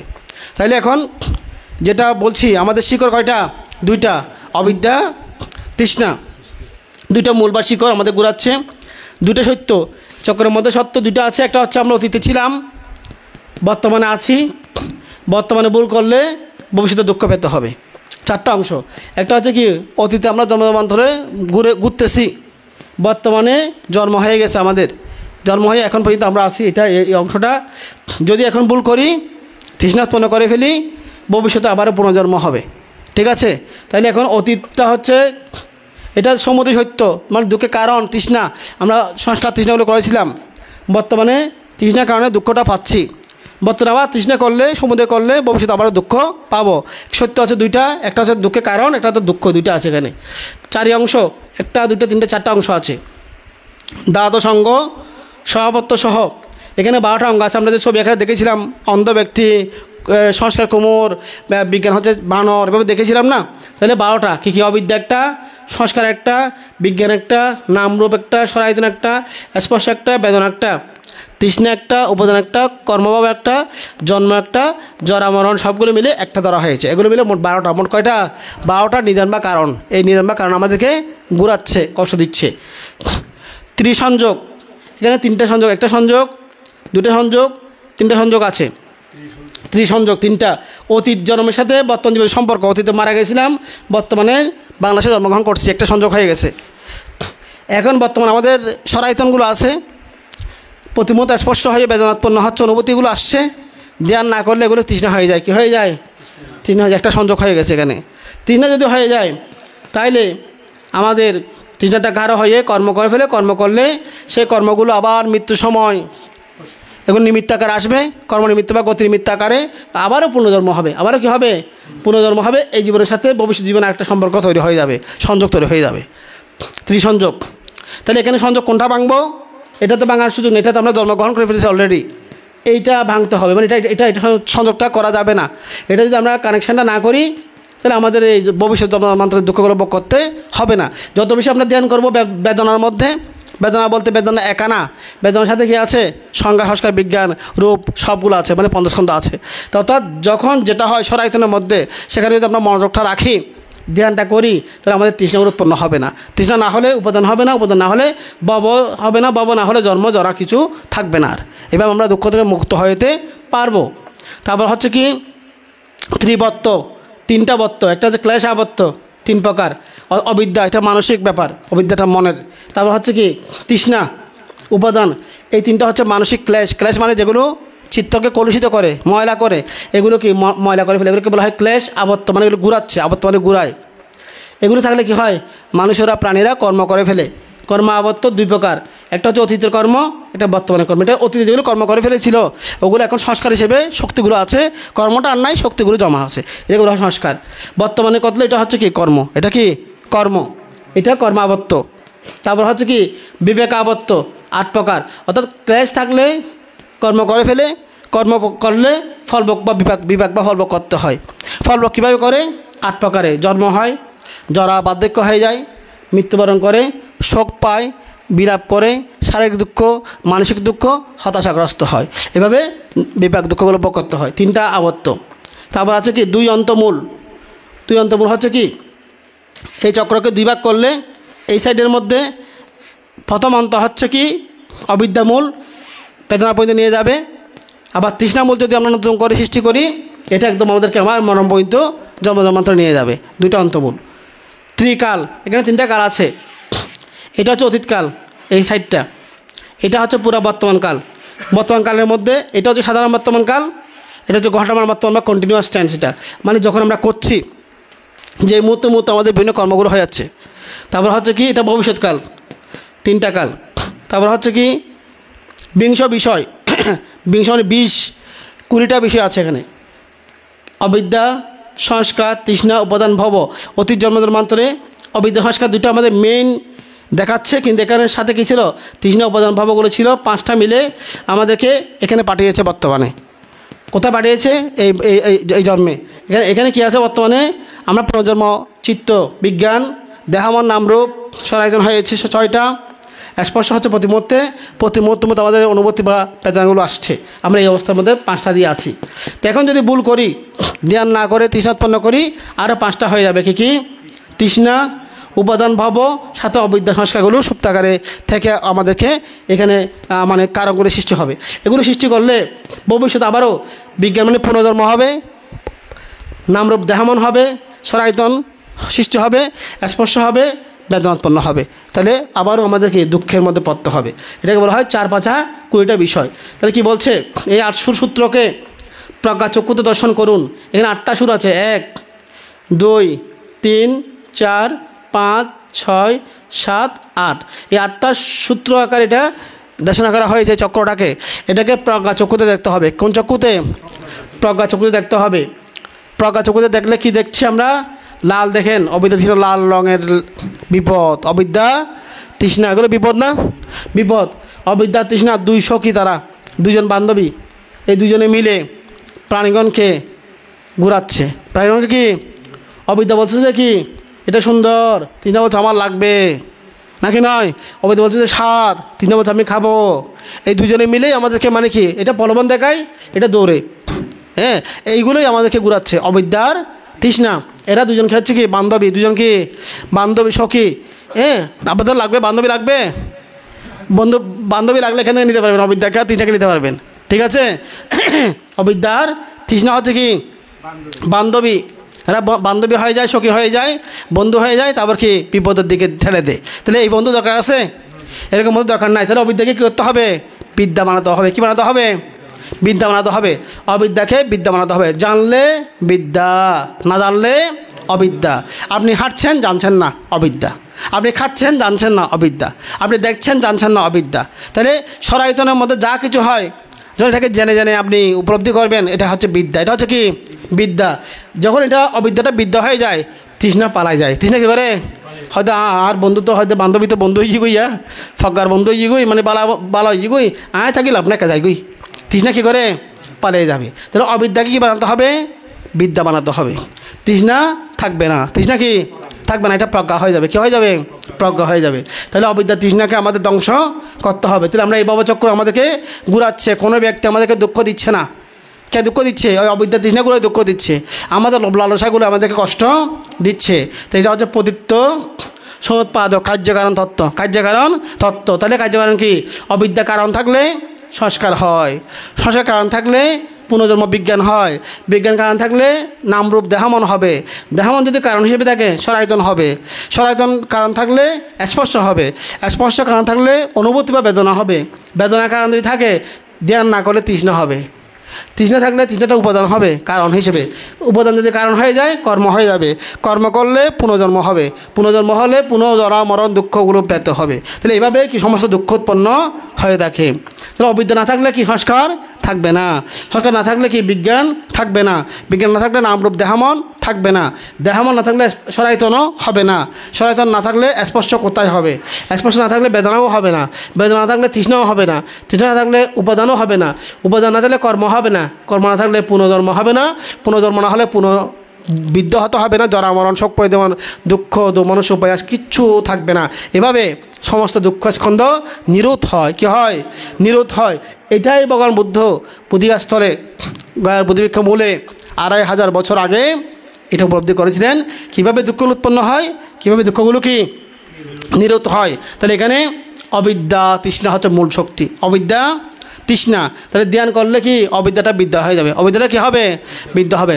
ধ্যান না করলে অবিদ্যা হবে, অবিদ্যা হলে তৃষ্ণা হবে, তৃষ্ণা হলে ঝামেলা থাকবে, শান্তি আসবে না। তাহলে আমাদের এই ধ্যানটা এখানে প্রশিক্ষণ নিয়েছেন, এটা প্রশিক্ষণটা কি ব্যক্তি জীবনে প্রয়োগ করতে হবে, ঘরে গিয়ে প্রয়োগ করতে হবে। হাঁটছেন ওখানে খেয়াল রাখেন, তবে এখানের মতো আস্তে আস্তে হাঁটতে হবে না, নর্মালভাবে হাঁটবেন, একবার হলে মনোযোগটা ধরে রাখবেন। আপনি স্নান করতেছেন ওখানে খেয়াল রাখেন, আপনি কাজ করতেছেন ওখানে খেয়াল রাখেন, এবং খেয়াল করবেন যে কি সব কিছু চলে যাচ্ছে, সব কিছু কি উদয় বিলয়, অনুভূতিগুলি থাকে না, অনুভূতি উৎপন্ন হয় আবার চলে যায়। আপনাকে কেউ বকা দিয়েছে, আপনাকে দুঃখ লেগেছে, ওটাও চলে যায়, ওটাও থাকে, ওটা চিরকালটা বসে থাকে না, ওটাও কি দুঃখটা এক সময় কেটে যায়। তাহলে সুখ আরামটাও থাকে না, ব্যারামটাও থাকে না। তাহলে আরামের জন্য যাতে আমরা লোভ না করি, ব্যারামের জন্য যাতে আমরা কি রাগ না করি, ব্যালেন্স রাখি। এই ব্যালেন্স রাখা হচ্ছে ধ্যান, মানে একটা ব্যালেন্স করে চলা, যাতে আমরা ব্যালেন্স করি, কারোর প্রতি বিরক্ত না হই, আসক্ত না, কোনো কিছু আসক্ত যাতে না হয়, বিরক্ত না হয়। শুধুমাত্র আমরা ব্যবহার করব, খাবার খাবো, খাবার পরবো, কাজ করব, সব কিছু করবো, কিন্তু আসক্ত বিরক্ত হয়ে নয়। একটা ব্যালেন্স রেখে মৈত্রী দিয়ে ব্যালেন্স করতে হবে, এটা হচ্ছে ধ্যানের মূল থিমটা। ঠিক আছে? তো এইভাবে ধ্যানটা করবেন। একটা হচ্ছে নাম রূপ আমি ধ্যান করছি চেতনা করলে হবে না। ধ্যান হচ্ছে কি সরায়তনের মধ্যে 6 প্রকার বস্তুর মধ্যে স্পর্শ হচ্ছে, ওখানে এই পঞ্চস্কন্ধ উৎপন্ন হচ্ছে, এটাই জীবনধারা। এরকম জ্ঞানটা রেখে আপনি ধ্যানটা করবেন, এবং যখন যেখানে যেটা হচ্ছে সেখানে শুধু অনুভূতির মধ্যে মনোযোগটা রাখবেন। এটা একটা ধ্যান কোর্সে বা এই কয়েকটা দেশনায় হবে না, আরও ধ্যান কোর্স রাখবে, আরও দেশনা শ্রবণ করতে হবে। আপনি এটা খেয়াল রাখবেন। আগামী 26 মার্চ থেকে 26শে মার্চ থেকে এপ্রিল 1 তারিখ জলদিতে একটা কোর্স আছে, এটা হচ্ছে ঈদের বন্ধের কোর্স, ঈদের বন্ধে একটা কোর্স হয়, ওখানে করতে পারেন। আর অন্যান্য যেখানে কোর্স আছে ওগুলো করতে পারেন। একটা হচ্ছে ওই আপনার প্রকাশন পেজের মধ্যে এই দেশনাগুলো সেভ আছে, আগেগুলো সব আছে, অনেক বিস্তারিত দেশনা আছে, 3 ঘন্টা পর্যন্ত দেশনা আছে, 2 ঘন্টা দেশনা আছে, অনেক দেশনা আছে, ওগুলো আপনারা শুনতে পারেন। ওখানে অনেক কথা এখানে যেগুলো আসেন ওখানে আসছে, এক এক ক্ষেত্রে এক এক রকম কথা আসে। তো এইভাবে আপনারা এগুলো থেকে শুনবেন, পড়বেন, জানবেন। কিছু না বুঝলে আপনাদেরকে আমরা নাম্বার দেবো, ভিজিটিং কার্ড দেবো, সেই ওখানে হোয়াটসঅ্যাপে বা ডিরেক্টলি আপনারা যোগাযোগ করবেন, মেসেজ দেবেন যে আমরা এটা বুঝি নাই ভানতে, আমাদের একটু বুঝাই দেন, তাহলে বুঝাই দেবো। তারপর চেষ্টা করবেন যে আরও কয়েকটা কোর্স করার জন্য, একটা দেওয়া হবে না, আর যত বেশি পারা যায় বেশ কিছু কোর্স করে নিয়ে আয়ত্ত করে ফেলতে হবে, তারপর এটা আপনি প্র্যাকটিসটা করবেন। তাহলে অবশ্যই আপনার জীবনের অনেক সমস্যাকে আপনি সমাধান করতে পারবেন। প্রত্যেকের চক্ষু ধর্ম জ্ঞান উৎপন্ন হোক, নির্বাণ লাভের হেতু হোক, এই চেতনায় পুনরায় দান করছি। 3 সাধুবাদ দিয়ে পুনর্বোধন করুন।